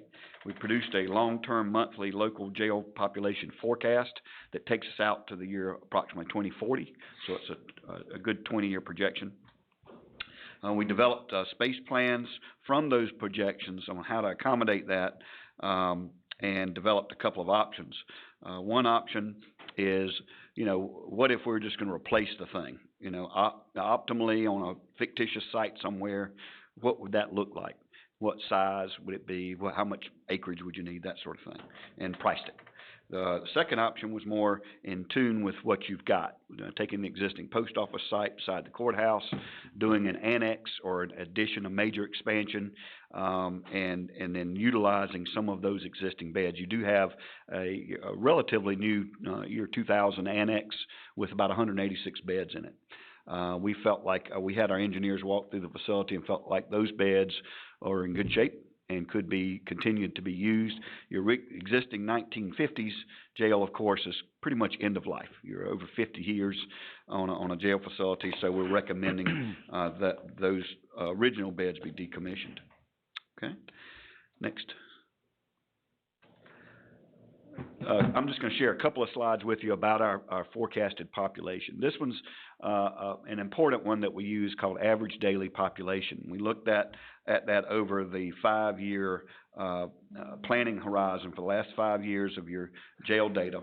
And your average daily population, as you can see, has been increasing. In 2018, it was 343.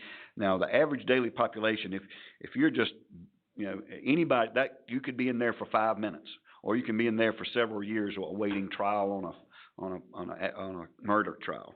So you take all of those people that were admitted into the jail, and that's what gives you the average daily population. So what you are currently rated at is about 297 beds. That's what the North Carolina has you rated at. You really have 287 usable beds, because again, some of these are just unusable now. But so you really got 287 usable beds right now. Now, the important thing is that red line in the middle there. The red line is what we call operational capacity. Just because you have a rated capacity doesn't mean you have a bed that you can use. A jail has all types of fluctuation in the type, male, female. Just because you have an open female bed, you can't put a male in that bed. And so what we have is the important red line is an operational capacity. Your operational, normal operational capacity should be about 80% of your rated capacity, 75 to 80%. So that will handle your ability to classify. Again, you don't want to put someone in there that maybe has a misdemeanor, like writing a bad check in there with somebody that just murdered somebody. You can't put gang members together. So you've got to have those floating beds in space so you can safely manage that jail population that's constantly changing. It's very much a challenge that you don't have in a prison, for instance, where everybody's post-adjudicated and classified. So next. So you're over our time period, you've always been over your operational capacity with your current beds. The next one we look at is average length of stay, or ALOS. The average length of stay, we like to look at this because sometimes it can be an indicator to us that you may have a bottleneck on your judicial system side. What this actually showed us until 2018, you had an average length of stay about 18.93 days. Anything under 20 that we see in North Carolina, we feel is good. In other words, and look at the year in 2014, 2015, 2016, where you had 13.79 days. We rarely see that being that low. So what that helps us to see as we look at the plan is your judicial process, your movement of those inmates out of the jail is really good compared to other counties that we see. I mean, we're normally seeing 20, 22 days, but lately you can see it's marched up. There could be a lot of reasons for that. What we normally see is as you get overcrowded, what happens is the whole judicial process is aware of that, so they're doing what they can to help the sheriff by, bonding, more lenient bonding, that sort of thing. So people are getting out quicker that might normally have stayed in there a little bit longer because they know there's no beds.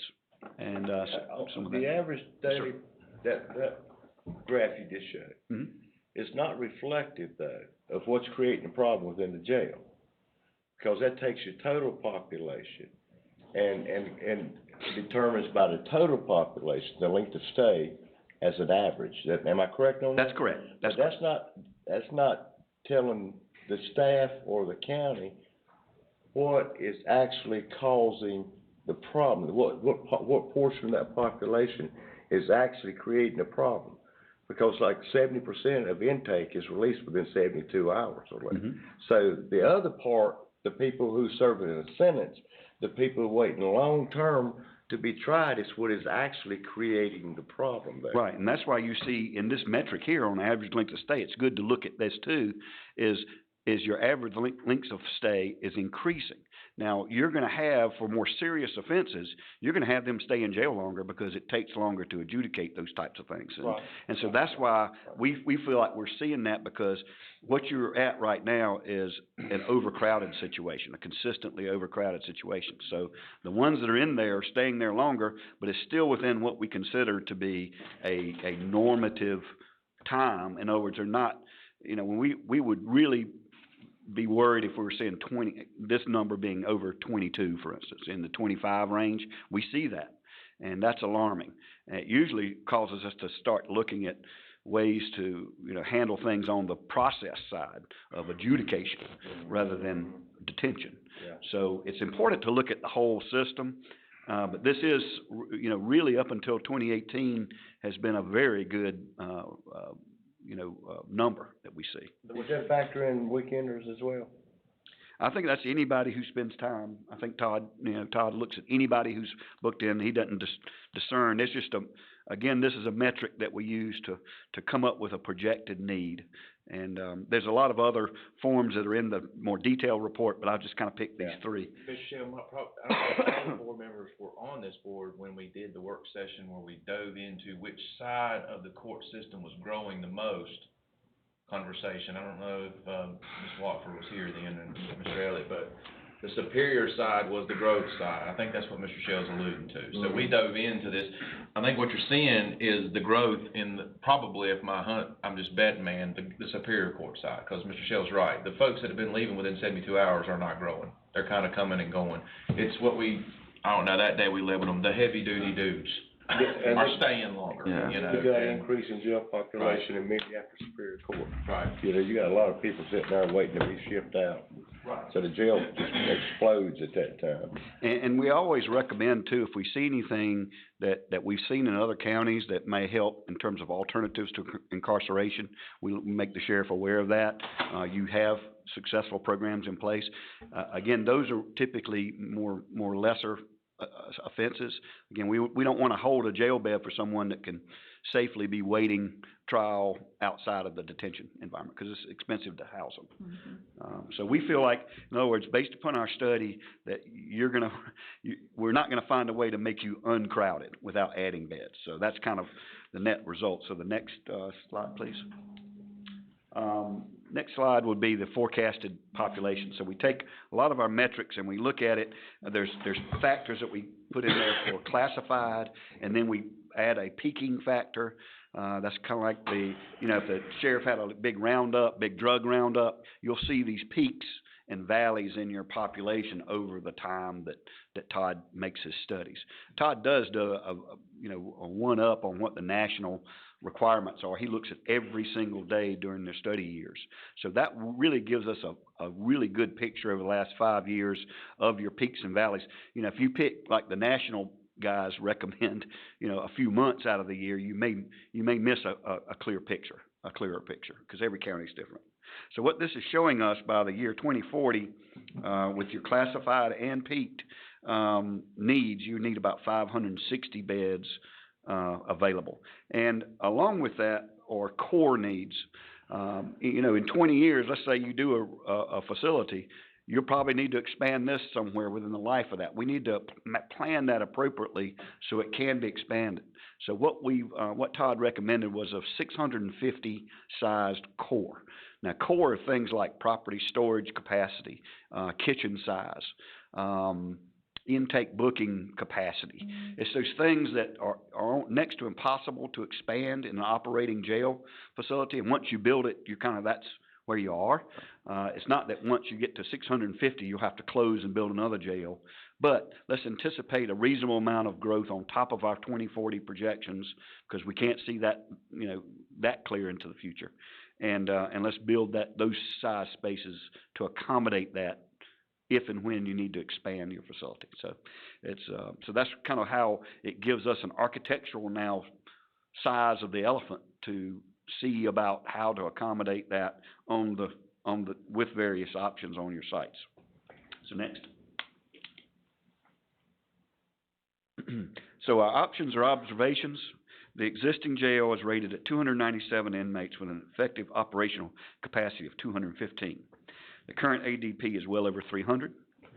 The study recommends a need for an initial rated capacity of the jail at approximately 560 beds with a core at 650.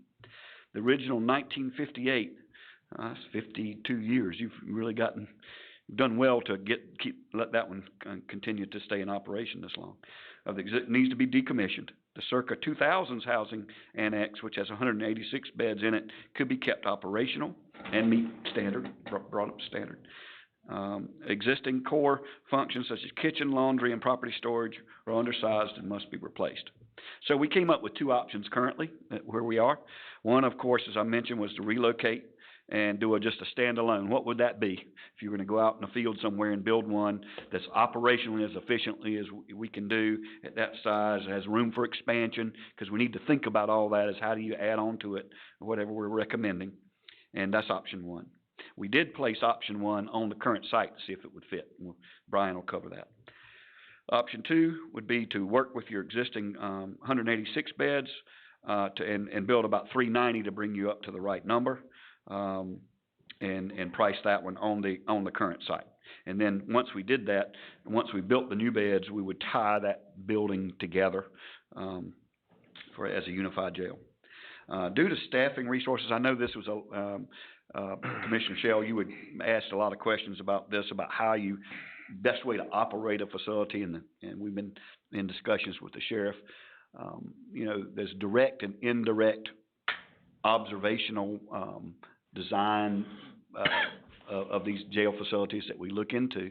What we've used as our study model is what we call indirect podular. It's not a linear jail. It is indirect in that the officers are behind a secure glazed control room, but they have full observation into every housing unit. So it's like it allows you to improve your staff efficiency. Every post in a jail is over 4 people annually.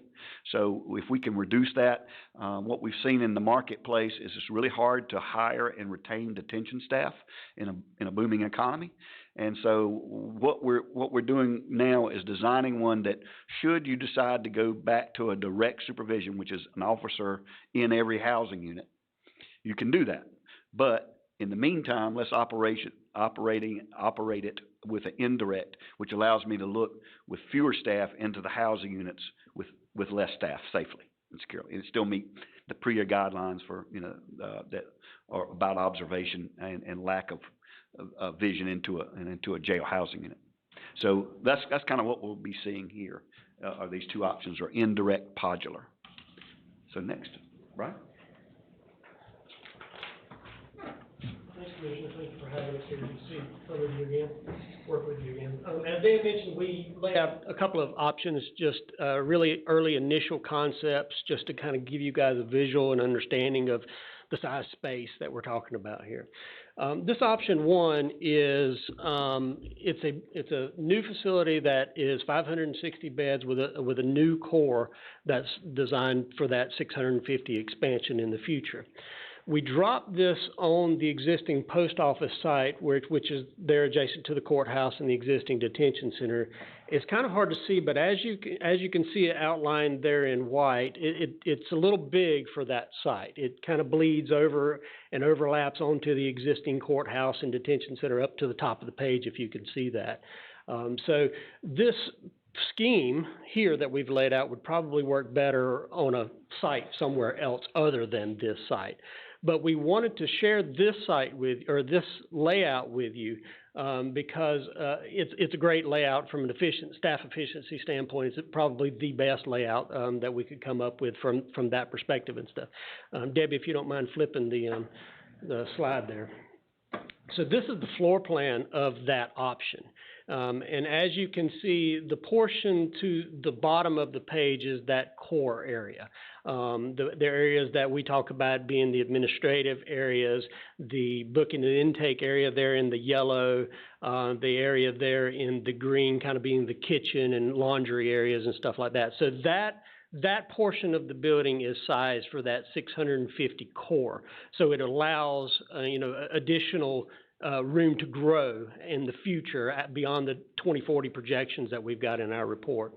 And then the area to the north, kind of the cross-shaped portion of the building that you see there, is the actual housing portion of the building. That portion of the building in this concept is 3 stories, and it is sized for 560 beds in this option. So in other words, you'd have 3 floors to total that 560 beds. Each one of those blue bars equals 2 pods, and as you can see, the kind of the diamond there in the middle, that's where the officer observation area is as well. So each area is kind of observing 2 pods there, each direction, as you can see off that diamond. This option one's making the assumption that you're only gonna build one facility on this piece of property, is that correct? This option is looking at building you probably a brand-new standalone facility. Yes, And sir. that's excluding any satellite options that might be considered, right? True, I think, Okay, so if I followed your question, I believe so. If you utilize a satellite office, then this size building here would be reduced. It would fit perfectly up there, wouldn't it? Correct, yes, sir. Yes, sir. And I think we'll show you an option too, an option that would actually fit on the post office site. It's kind of a modified version, or a little bit different version actually of this, but it allows you to grow a little bit over time to reach that bed capacity, and stuff. But this is the first floor plan, and Debbie, if you'll flip to the second slide, this is a typical floor plan of levels 2 and 3. Okay? And then the next slide is, dollars that we can share, cost estimate that we can share with you there. Looks like construction cost of this option is roughly $65 million, and an all-in, including design fees and everything associated with testing, construction testing, and everything of that nature, is an all-in total project cost of $72 million.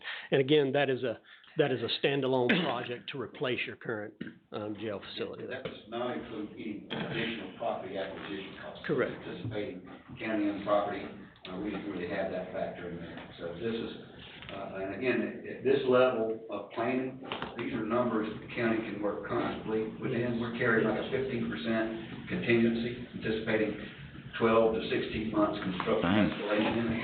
So again, at this stage, this is a number that we would work. Is the property we've got to acquire, where it's moving out into those parking lots? I'm sorry, sir. Is there a property we will have to acquire that's moving out into those parking lots? If you flip back to that site plan, about 3 slides back.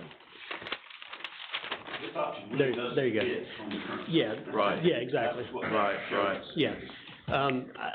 The way this current layout works, I'm not sure we could get it to fit on that site. We'd have to modify this concept. And you would probably wind up acquiring the parcel to the left there, and even that, I'm not sure if we could, really get to work. Because as you see to the north there, Casey, it really bleeds into the existing detention center. Right. And that's kind of the problem with placing this concept on that site. And I know this is going ahead, you've got an option that's smaller in footprint. Correct. I'm assuming it reduces beds. It does. Okay, but it still leaves you future growth too. It does. I'm interested to see how you grow, but you don't have. And that's what go I was ahead. going. I won't go ahead of you, go ahead. Yeah. And so that's Your options include juvenile detention? this does not include juvenile, does it? No. It does not include juvenile. Because I know now we have what I call a buy, but I think that's gonna change pretty And I soon. talked to, Todd about that, Debbie and I had a conference call with him, right before Christmas. At the moment, your interpretation, he's not seeing the big impact of that at the moment, as And we've far heard- as it making. and we've Because I asked heard the that same from our question, how much our space we're gonna have DJJ to folks allocate too. We're to that. spending, 144 a day, and then the state's spending another 144 a day? It hadn't dove on us hard, is what I'm trying to say, just yet, but anyway. I think that was a temporary fix, though. I think they intended it to be a temporary fix. Yeah, probably to make us make a move sooner or later, right? There's still gonna be a portion of that juvenile population that, because of their previous convictions, will still go in as adults. So that will still stay at the way it was. I mean, we may have a couple of days at the 144, but then once they have their hearings and they're flipped, then it'll go back to the $50 a day. And so they would be treated, Sheriff, as adults, even though they were Those, in the general population? the pre-existing ones that are coming in as adults that are, It's had prior charges in before they So get the system. they would be treated as adults even though their age? Mhm. Okay. Wasn't sure about that. Okay, so if, we'll advance about four slides there. So since option one really doesn't fit on the post office site, the courthouse adjacent site, so we started looking at another option. And again, this is a very high level look at, what fits on the site and what can we create that, might work out better. This option is, again, 3 stories. It's a 3-story building, but it fits a little bit better on that parcel. And we could even look at possibly, I don't know if we could rotate it 90 degrees or not, but we have dashed in, very faintly, I think you can see to the north of the page there, how that facility might expand in the future and how it might actually fit on the site. But this current option that we've got laid out here is roughly 390 beds. But it's a new core that you see here on the first floor for that 650 future expansion. It's a brand new core facility with 2 floors of housing above that. Again, it's a modular indirect supervision layout, very similar to the other option as well, and what we're recommending to you guys. But it again is that less beds than what your overall projections are needing to be at that 2040. But keep some portion of the old, right? It does. So this option, we were recommending decommissioning the 1950s original detention center, but keeping that 186 beds in the 2000 addition there This of the facility. concept is very similar to what we just finished up in Iowa County. So it'd be a good one to go tour if you, go look at that. So it's a very similar situation where we had an annex in the old 70s, they're actually decommissioned their 70s one with a 2000 annex. So we're building this with a new core and a vertical housing. This is very similar to what we did there. It's right beside their courthouse in Statesville. Supervision wise, is this more of a hybrid, direct, indirect, or is it? No, this is still indirect. Like Dan mentioned, in the future, all of our indirect layouts can be modified in the future to become direct if that's the way the county chooses to go in the future. But the current layout as designed is an indirect supervision. And as I move through the floor plans, I'll kind of share that with you. So let's flip one page there. As you can see, there's the site plan in the upper right corner, but the lower right corner is that first floor core. The right-handmost area, the yellow area is the booking and intake area. The green there in the center is the kitchen and laundry facilities. And then the area to the left of that is the administrative area for the jail. And then the next floor up, the laundry's on the next floor up, which you see to the left of that. That would be the second floor level. There's 4 housing pods on that floor, and we've got some laundry facilities and ancillary spaces on that level. And then the next slide is level 3 of housing there with 6 pods on that floor. Again, this option gives you about 390 beds, so you would grow into that projection of 560 beds in the future. This layout is a little bit more staff intensive than option 1 that we shared with you, but it is much more staff efficient than your current facility, if that makes sense. How many beds is on this floor? Each one of those pods are 40 beds, so that's 160 beds on. Is that right? No, 240. 240 on that floor. So why come you couldn't add another floor? You could if you chose to do that, or if you to keep your costs down, maybe you don't want to do that now. Maybe you want to wait and grow into that in the future. That's an option as well. But if you don't do it now, it may not be available in the future. We've learned that from this. Come on. I mean, Preach it, brother. You're absolutely right. And it's going to be more expensive in the future too. Yeah. You go to build and you've got mixed match floors and things like that, but And the cost of construction is not decreasing. So in the future, it would probably be more expensive than it is today. Yeah. Well, I mean, even if you did the shelf floor and just waited to put all your stuff in. Go back to that site plan too, it was anticipating that we would expand it, but it would expand still horizontally, because the reason we located it here, this is where the current post office is. We know we can get the building there, so we left this open right now. This is the old one that would be decommissioned and or demolished at some point, and the annex is actually on top of that. So as part of this one initially, we would just connect across to your existing operation, and then as you started growing, that really brings you up to a 560, a 20-year projected need with those additional 186 beds. So as you need to expand, you could expand it into this area. I usually don't recommend you plan to add a floor on a building because codes change. And you end up with a code change that requires foundational shift all the way down to the ground, and you're stuck. So we usually recommend a horizontal expansion, and this one allows for that by shrinking that floor plate that we would build initially. What we're saying is go ahead and build it now, though, Yeah, so you don't have that's to come right. back and. Well, that's true, that's true. Yeah, of course, you could go out horizontally still now, you show me there's room and get more beds per floor. Right. You could, the risk you run in is getting too close to that existing operational facility and having enough site, area around it. So we would have to study that as we move forward, but it could be done. Zoning height restrictions Yes. as well. With this size building right now, we're up around 60 feet. So, you know, with another floor, operational floor, each operational floor is about 20-something feet. Right. And that would take us up into the 80-something foot range. I'm not, and we just need to check zoning to make sure we. But like I say, you still got room to go out horizontally, cause you're planning on doing that in the future anyhow, so. I gotta get a cup of coffee. On both of these options, does it change your intake area? As far as. Area now, if you look to the top left of the photo, that's where the intake is now for the jail. Does option 1 or 2 change that intake area over to this area? So, yeah, that's what. And would it have a drive-through? Sallyport, yes, sir. Okay. And something that would accommodate a DOC bus. Thank you, that was gonna be my next question. And it's sealed on both ends? Okay. So, yeah, both of these options look at replacing the jail core, because we feel that's. Well, that see, if you were doing that, then you can actually take out part of that after this is done, you could take that part of the facility, that courthouse out. Correct. And then open that space there up. Correct. Okay. I'm glad that you mentioned that because actually at the top of the picture right there, the 2 doors on that, on the facility above what you've mentioned, that's where the new jail is. That's where that new part is. So I was having some concerns about how that was going to be connected and still be used, because I know they use that back sally port to get the food in for the inmates, and they bring the truck in that way. Then directly to the left of that is where the intake is, where they take in right there. So as Commissioner Krotz was mentioning, where would that be right now? And when you attach that right there with the kitchen, would they still bring in the food right there? Would that be?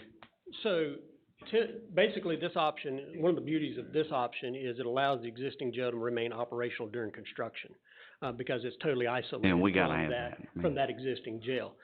So once that, the new jail comes online, all that operation that you're mentioning there, Commissioner, would move over to the new facility. And then that old portion of the facility would be decommissioned at that time. And then we would have to connect for internal circulation from the new facility to the old portion that remains. Is there anything over the 1958 jail? What's over that? You have some, I think it was the clerk of court. There's some parcels. Yeah, but when we finish this new part of it, that'll all be gone, right? So we could actually tear every bit of that out and have that space. That could be tore out. Okay. I'm trying to think There's an elevation difference.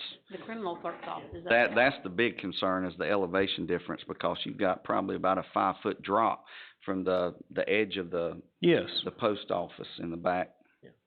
Right, yeah, I understand that, but I mean, that can be solved with a ramp. I mean, when you connect the two, I mean, it can kind of go down a little bit. Yeah, Just want to make sure that ramp is to code, because I understand we've got some steps inside the court system now that can't be utilized, because when you have shackles on, you can't step up there. Of course, Me and Dwayne and Charlie's been through that on ADA. You had shackles on your feet? Had our fill on ADA. That was when he got arrested. He couldn't. And then, I'll share cost of this option with you, if you'll flip over about three slides there. There you go. This option, because it's reduced beds, it's only about 390 beds if you recall. The construction cost is roughly 48 million there, and then the all-in cost, the total project cost there is roughly, we're projecting about 53 million. And again, as Dan said, we feel these are comfortable numbers, that, you can work within, for planning purposes at this time. So, I believe that's it, unless there's questions, for us. Is that the only options that you've looked at there? So far. So we would, if we were, from this meeting, do a hybrid option with a couple of other options, we'll certainly, do that and present our final document to you, once we accommodate, get that done. So we anticipated some sort of impact or influence on these options to finalize the report. 2 points. So that was, you're already ahead. That was getting to what do we do next. But as Dwayne just reminded me, we probably need to move forward with request for qualifications to move to building options. I know Mosley did a good job, and they've given us to this. This was part of what we bought from looking at jail beds, but now it's moving a little bit more into design work. So we probably need to get to the point to where if we want more options, it may be Mosley, it may not be, I don't know. So we will put that out, proper bid way or whatever.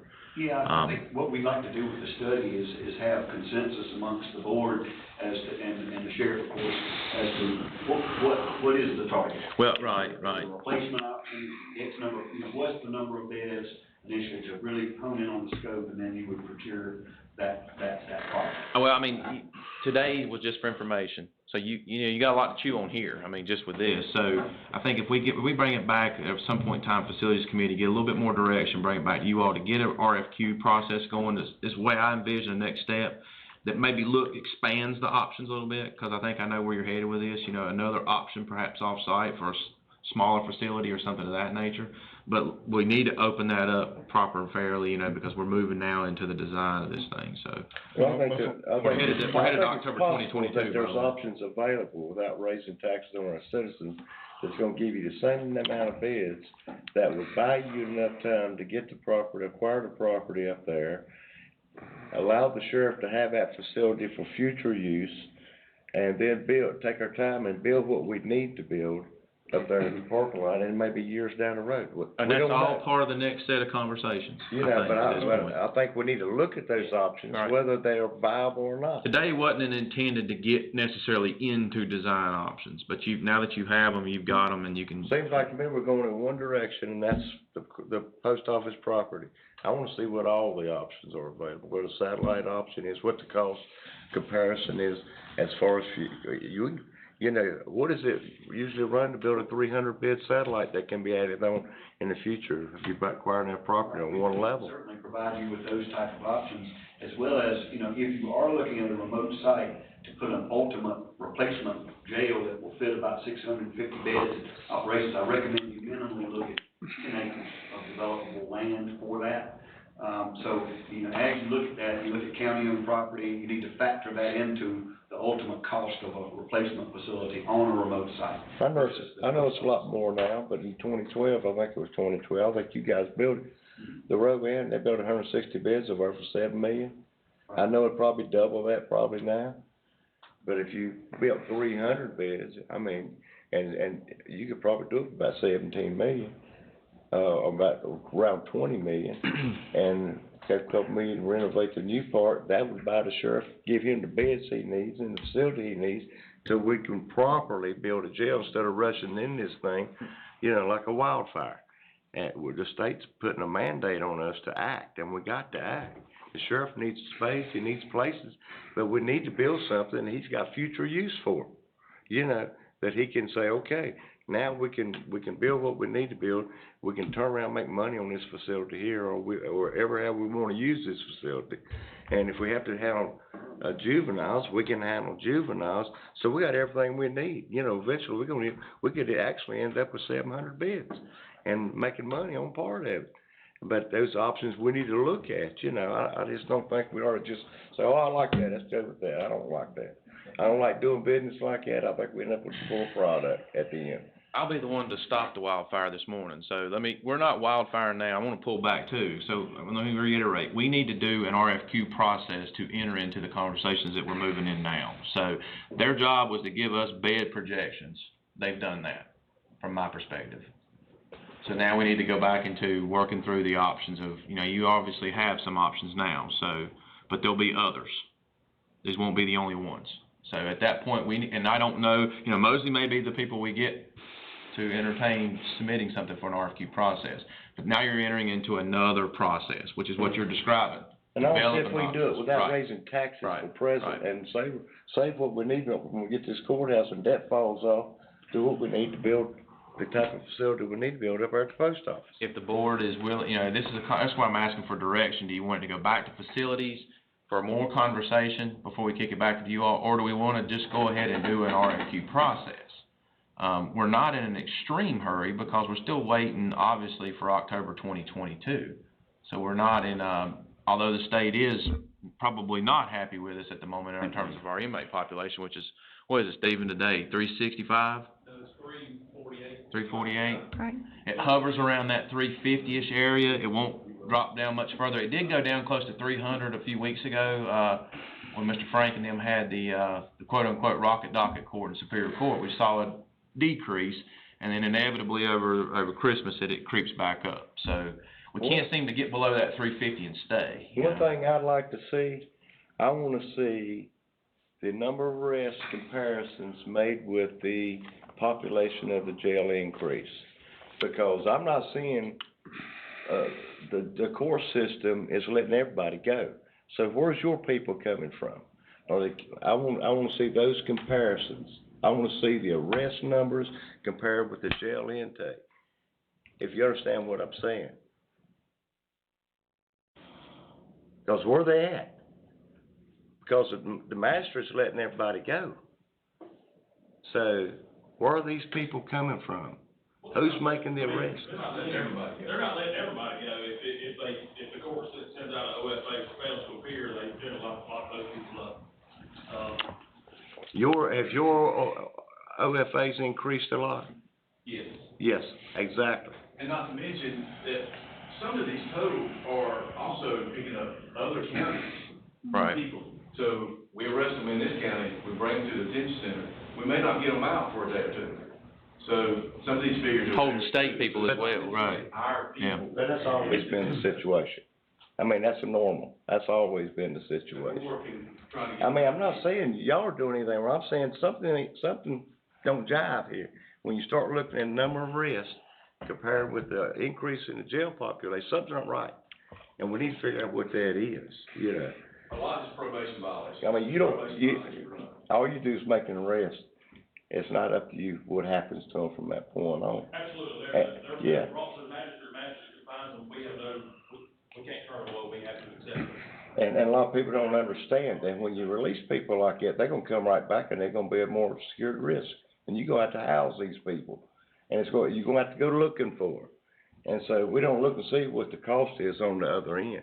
I think, you said it best when you said they try these things and it usually comes up to bite them in the butt. And it don't last very long. And that's exactly what you see that's gonna be taking place. You're not gonna decrease the population of the jail by decreasing the consequences that a person receives for making bad choices in their life. Now, you're just not gonna do it. Now, look at New York. Look at what's going on up in New York.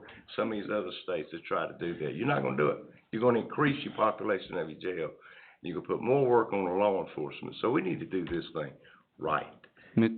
Well, it sounds like to me, Mr. Sheriff, how much are we paying about a month, just on average, maybe a guesstimate, to move inmates to other facilities so we can somewhat try to be compliant? Because I would think that'd be a lot of money that we're spending.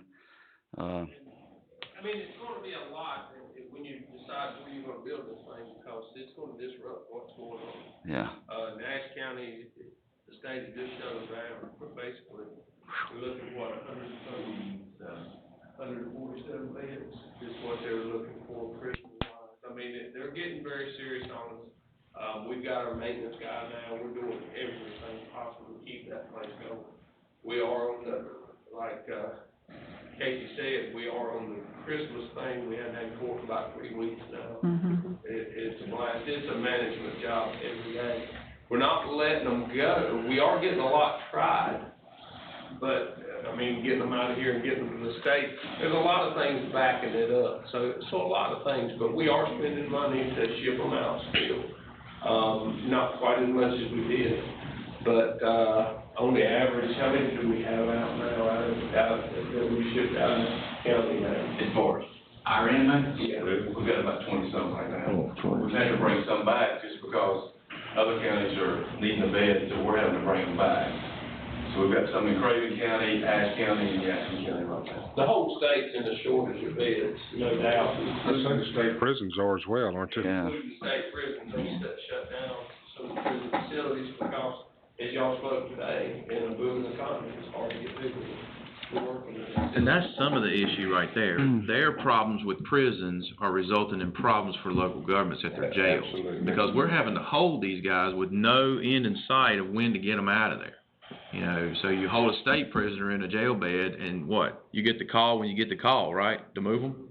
We push it. I know y'all do, but it's ultimately they can tell you, they can leave them there for as long as they want to. So that's part of it. The state pays us how much a bed? I think is it 40 or 45? It's $40. Okay. Pay us 40, what do we pay? It varies which county they go to. It depends on which county, yeah.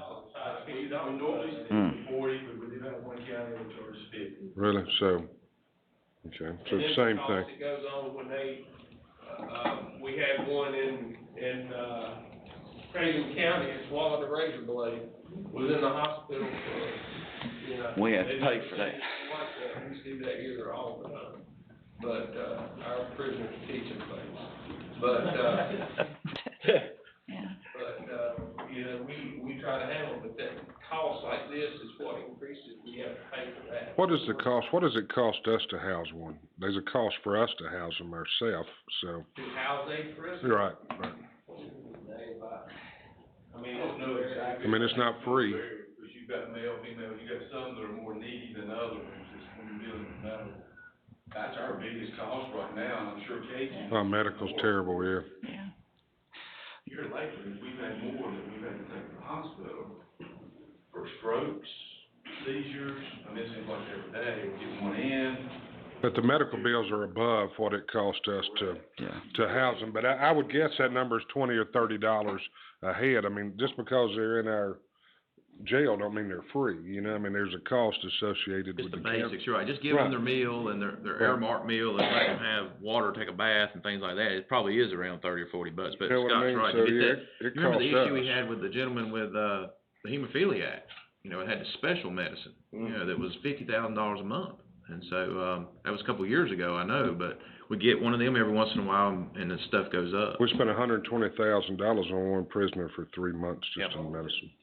Well, and a lot of people don't realize, when you start talking about the cost per day to house an inmate, they don't realize that when you release an inmate, the cost of the remaining inmates goes up.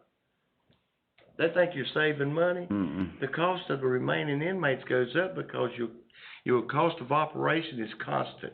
Your utility stays the same, your manpower stays the same, your insurance stays the same.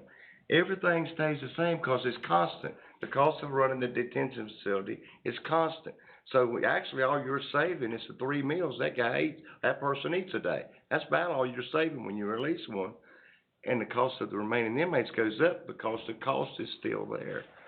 And you got a fixed cost, Jeff. Yeah, and that's a battle you gotta fight every day. Well, it seems like to me we're hearing this was a good starting place. We've got some figures, we've got some numbers, we've got some options. The question is, are we looking at going back to facilities to look at some other options? That's where I think it seems like that may be where we're heading. While he's standing up, can the sheriff make a comment on what we've seen today, option 1, option 2, or another option? There's give and takes for what you've got. To build it on the facilities that we're at, it's gonna be astronomical, of cost. And we're probably gonna have to ship more prisoners out because it's gonna shut down our operations. We've seen it with the construction of the courthouse, what it's done to us. I mean, nobody sees when you cut the power, when they have to cut the power and the plumbing. We feel it, we see it. So there's pros and cons. If you go off-site, you're gonna be able to hold them, it's gonna keep things constant. But, you know, with building off-site, could be some problems with security, you know, later on, when we're moving them back and forth from court. We're sitting back here talking, which is best. You know, you're gonna have pros and you're gonna have cons with it. But the one thing for sure, we've gotta get more space. That's the biggest thing. It's a liability every day. If we could ever move to a digital system to where we didn't have to transfer inmates to the courthouse, but they could go to court in front of a video screen or whatever on site on an exterior jail, that would eliminate the security reasons, and then everybody could kind of get what they wanted. And we could check every nook and cranny like Commissioner Shell was talking about, because, you know, nobody wants to raise taxes, but we got a problem, we got to fix it. Yeah, and you know, I mean, for me, if we went off-site, I mean, there's land out here at Smart Start, I'd like to look into that maybe or something, but go out and that would be easier, especially and could maybe start sooner. Waiting until that post office, that's the biggest thing, is having to wait until the post office opens up. It's tough, it's tough. The longer we wait, the more. A little bit, but you wouldn't wanna sell it, it's too close to her. Well, it's too close to her. Madam Chairman, I think Here's what I would suggest, Commissioner Shell and Madam Chairman, if we could take the Facilities Committee and make it a jail committee also, because that way we can deal with the jail separately apart. You know, on the facility meeting days, we usually have so much to cover, and use the same committee to devote time for this jail committee, so we could just concentrate on that. Once a quarter or once ever how often we decide to do that, once every 2 months. It'll take a while to get information together, but that would be my opinion. We don't do it on the same day as a facility. We use the same people, just do it on, It's very similar to how we did the courthouse, remember? Right, And then we opened it up for anybody that wanted to come to the meetings. Yeah.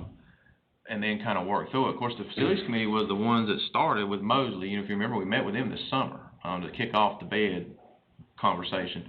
but I'm just saying, something as complex as this, it needs to have its own meeting. Today is not the day, and I want to reiterate this one more time for everybody. We're not doing options today. You know, this bled over into that conversation. I appreciate all the work Mosley did, but we probably need to procure this the right way. And now we're entering into that phase where we start looking at all these things. And of course, you already have something now you can start to at least look at. And of course, we knew about the post office option. We've known that for a while. Didn't know necessarily how it'd look, but we known about it. So, but that's my recommendation as well. Put it back to a group that can start chewing through this and bringing it back. And if the full board wants to attend, because I don't know where these conversations may lead. We may end up, I know the sheriffs, you went to Iredell County, and I don't know if you went to any other jails or not. There may be meetings of the Facilities Committee where we want to go look at a jail. Right. Yeah. I say we need to look at the inside of one, to see how they work, and, you know. I'd like to request an option of this jail committee, when it's approved, that we request another option, like Mr. Yates was talking about, where it is a 3-tier facility already meeting the bed requirements that the sheriff needs. It'd also be right there to where eventually there could be something added to the old facility that would even add even more beds. But that facility could be built without necessarily having to move inmates out. And it would be right there, be above, and it'd be something we could do with the land that we have. So I would like to see that just as one additional with a cost. Thank you. I think that's a good recommendation. Gentlemen, you have any other ideas? I'm sorry, Madam Chairwoman. I just hope whatever we do, we're working with the sheriff and making sure that his voice is heard. And I understand we're the keepers of the purse, but I just, want to make sure that whoever we work with, we don't just ram it through to And the him. sheriff's a keeper of the purse too. He's got citizens he's got to account to. I think that would be an automatic. Yeah. I think that'd be an automatic. I wouldn't even think we need to even consider that, I think that's automatic. And I think he knows everybody's. He's the one that's gotta use it and run it. And We with, build it, go home. and with the option, Amen. Sheriff is in the future, I mean, cause we're looking well into the future. And I'd like to thank Mosley, as they've done an outstanding job. They have. Thank y'all so much. So do I have direction to make an addition to the boards and commissions list? Do you need that as a recommendation, Yes, and I or? will make that change, and that'll be on that list to Yes. approve on the 14th. yes. Karen, And would you like to serve on that committee, or? I'd be happy to serve on that committee, but I don't know what your feeling is, maybe somebody else, Do we have to make a motion, or I don't that's know. just? I'll make a motion that we have a jail committee, that we add, Madam Chair Wadford to the committee, and, they can meet on that as a separate issue. So who would be the members of that committee? Shale, myself, and, McClure and Yates. let's just take McClure off. Okay. Would have to notice the Notice meeting. it, yeah, 'cause it's If we have any before, more than yeah. 3 commissioners. But again, we probably will notice it anyway, because it's one of those just like we did the courthouse, we noticed it, didn't we? So, Did if I got information from a commissioner that they wanted to come. yeah. Well, and. We still notice them as public meetings, but the thing about it is, when you got 4 Or there, if then it it turns into a board meeting. Yeah, and turns into a board meeting. well, but I know Mr. McClure, has been on that committee, and. I got an email from Mandy. Commissioner McClure sent a message in that he's having back issues, and he had just gotten to a computer, that both his and Kay's phones were down, and this just came in a little after 10. So evidently he's having back issues I again. mean, I just think this would be a good experience for you. I do as well, but. It's a little bit different viewpoints from somebody else as well, in my opinion. Steve's really good on knowing the jail part, so I think he needs to be there. I'm the building guy. Be there.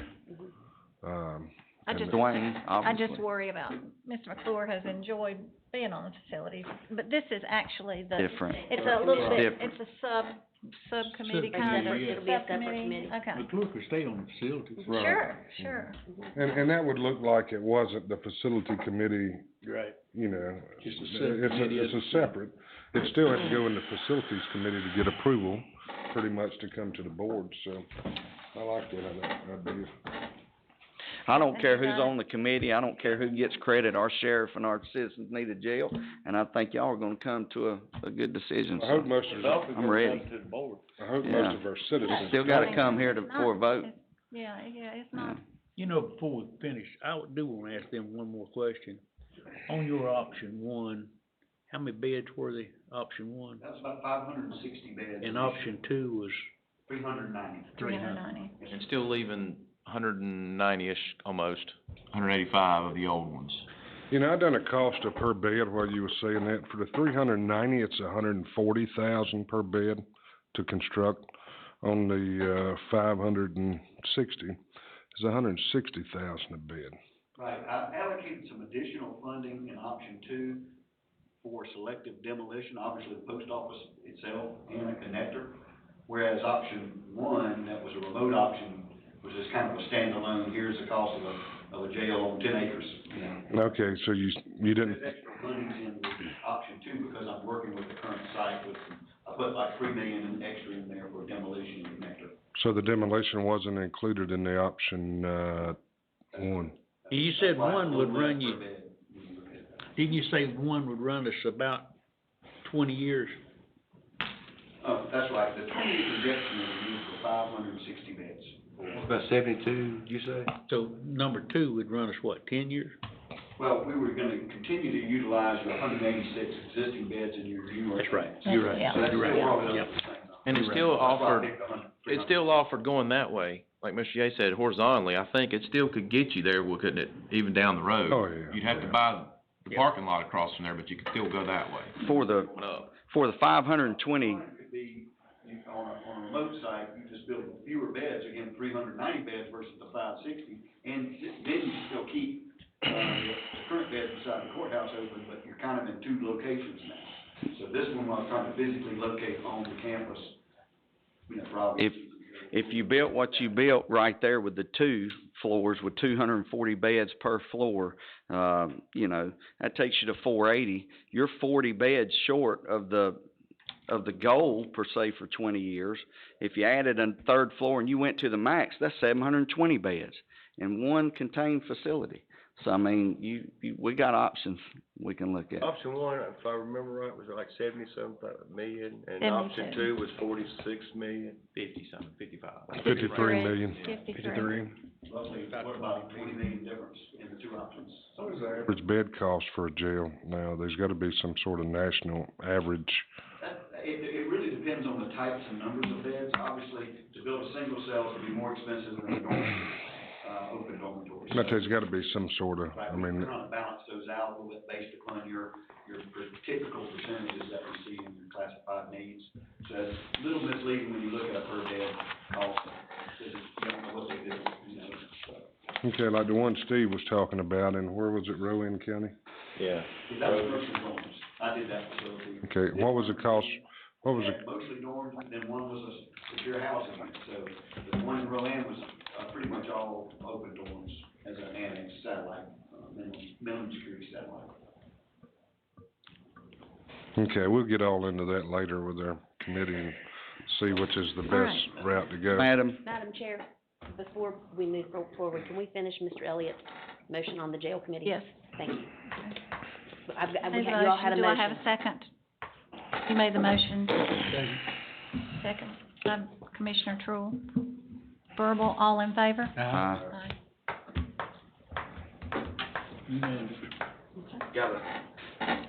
I'll add this to the list and include it on the 14th. Okay. I just have one more statement for the thing. The only value I see of an off-site jail is we wouldn't have to wait for the post office building to come up. If y'all decided that we had a property, we had something that could be done, like, whenever y'all decide that, and we could get on the move instead of having to wait for that to come up. That was the only- And I like the idea of it.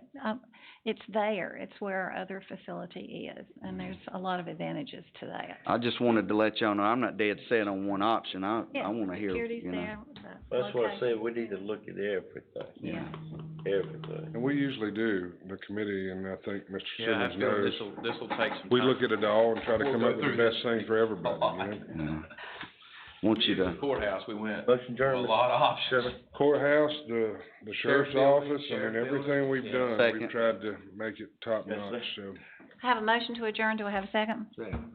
By Mr. Aye. All. Aye. I gotta go check. Thank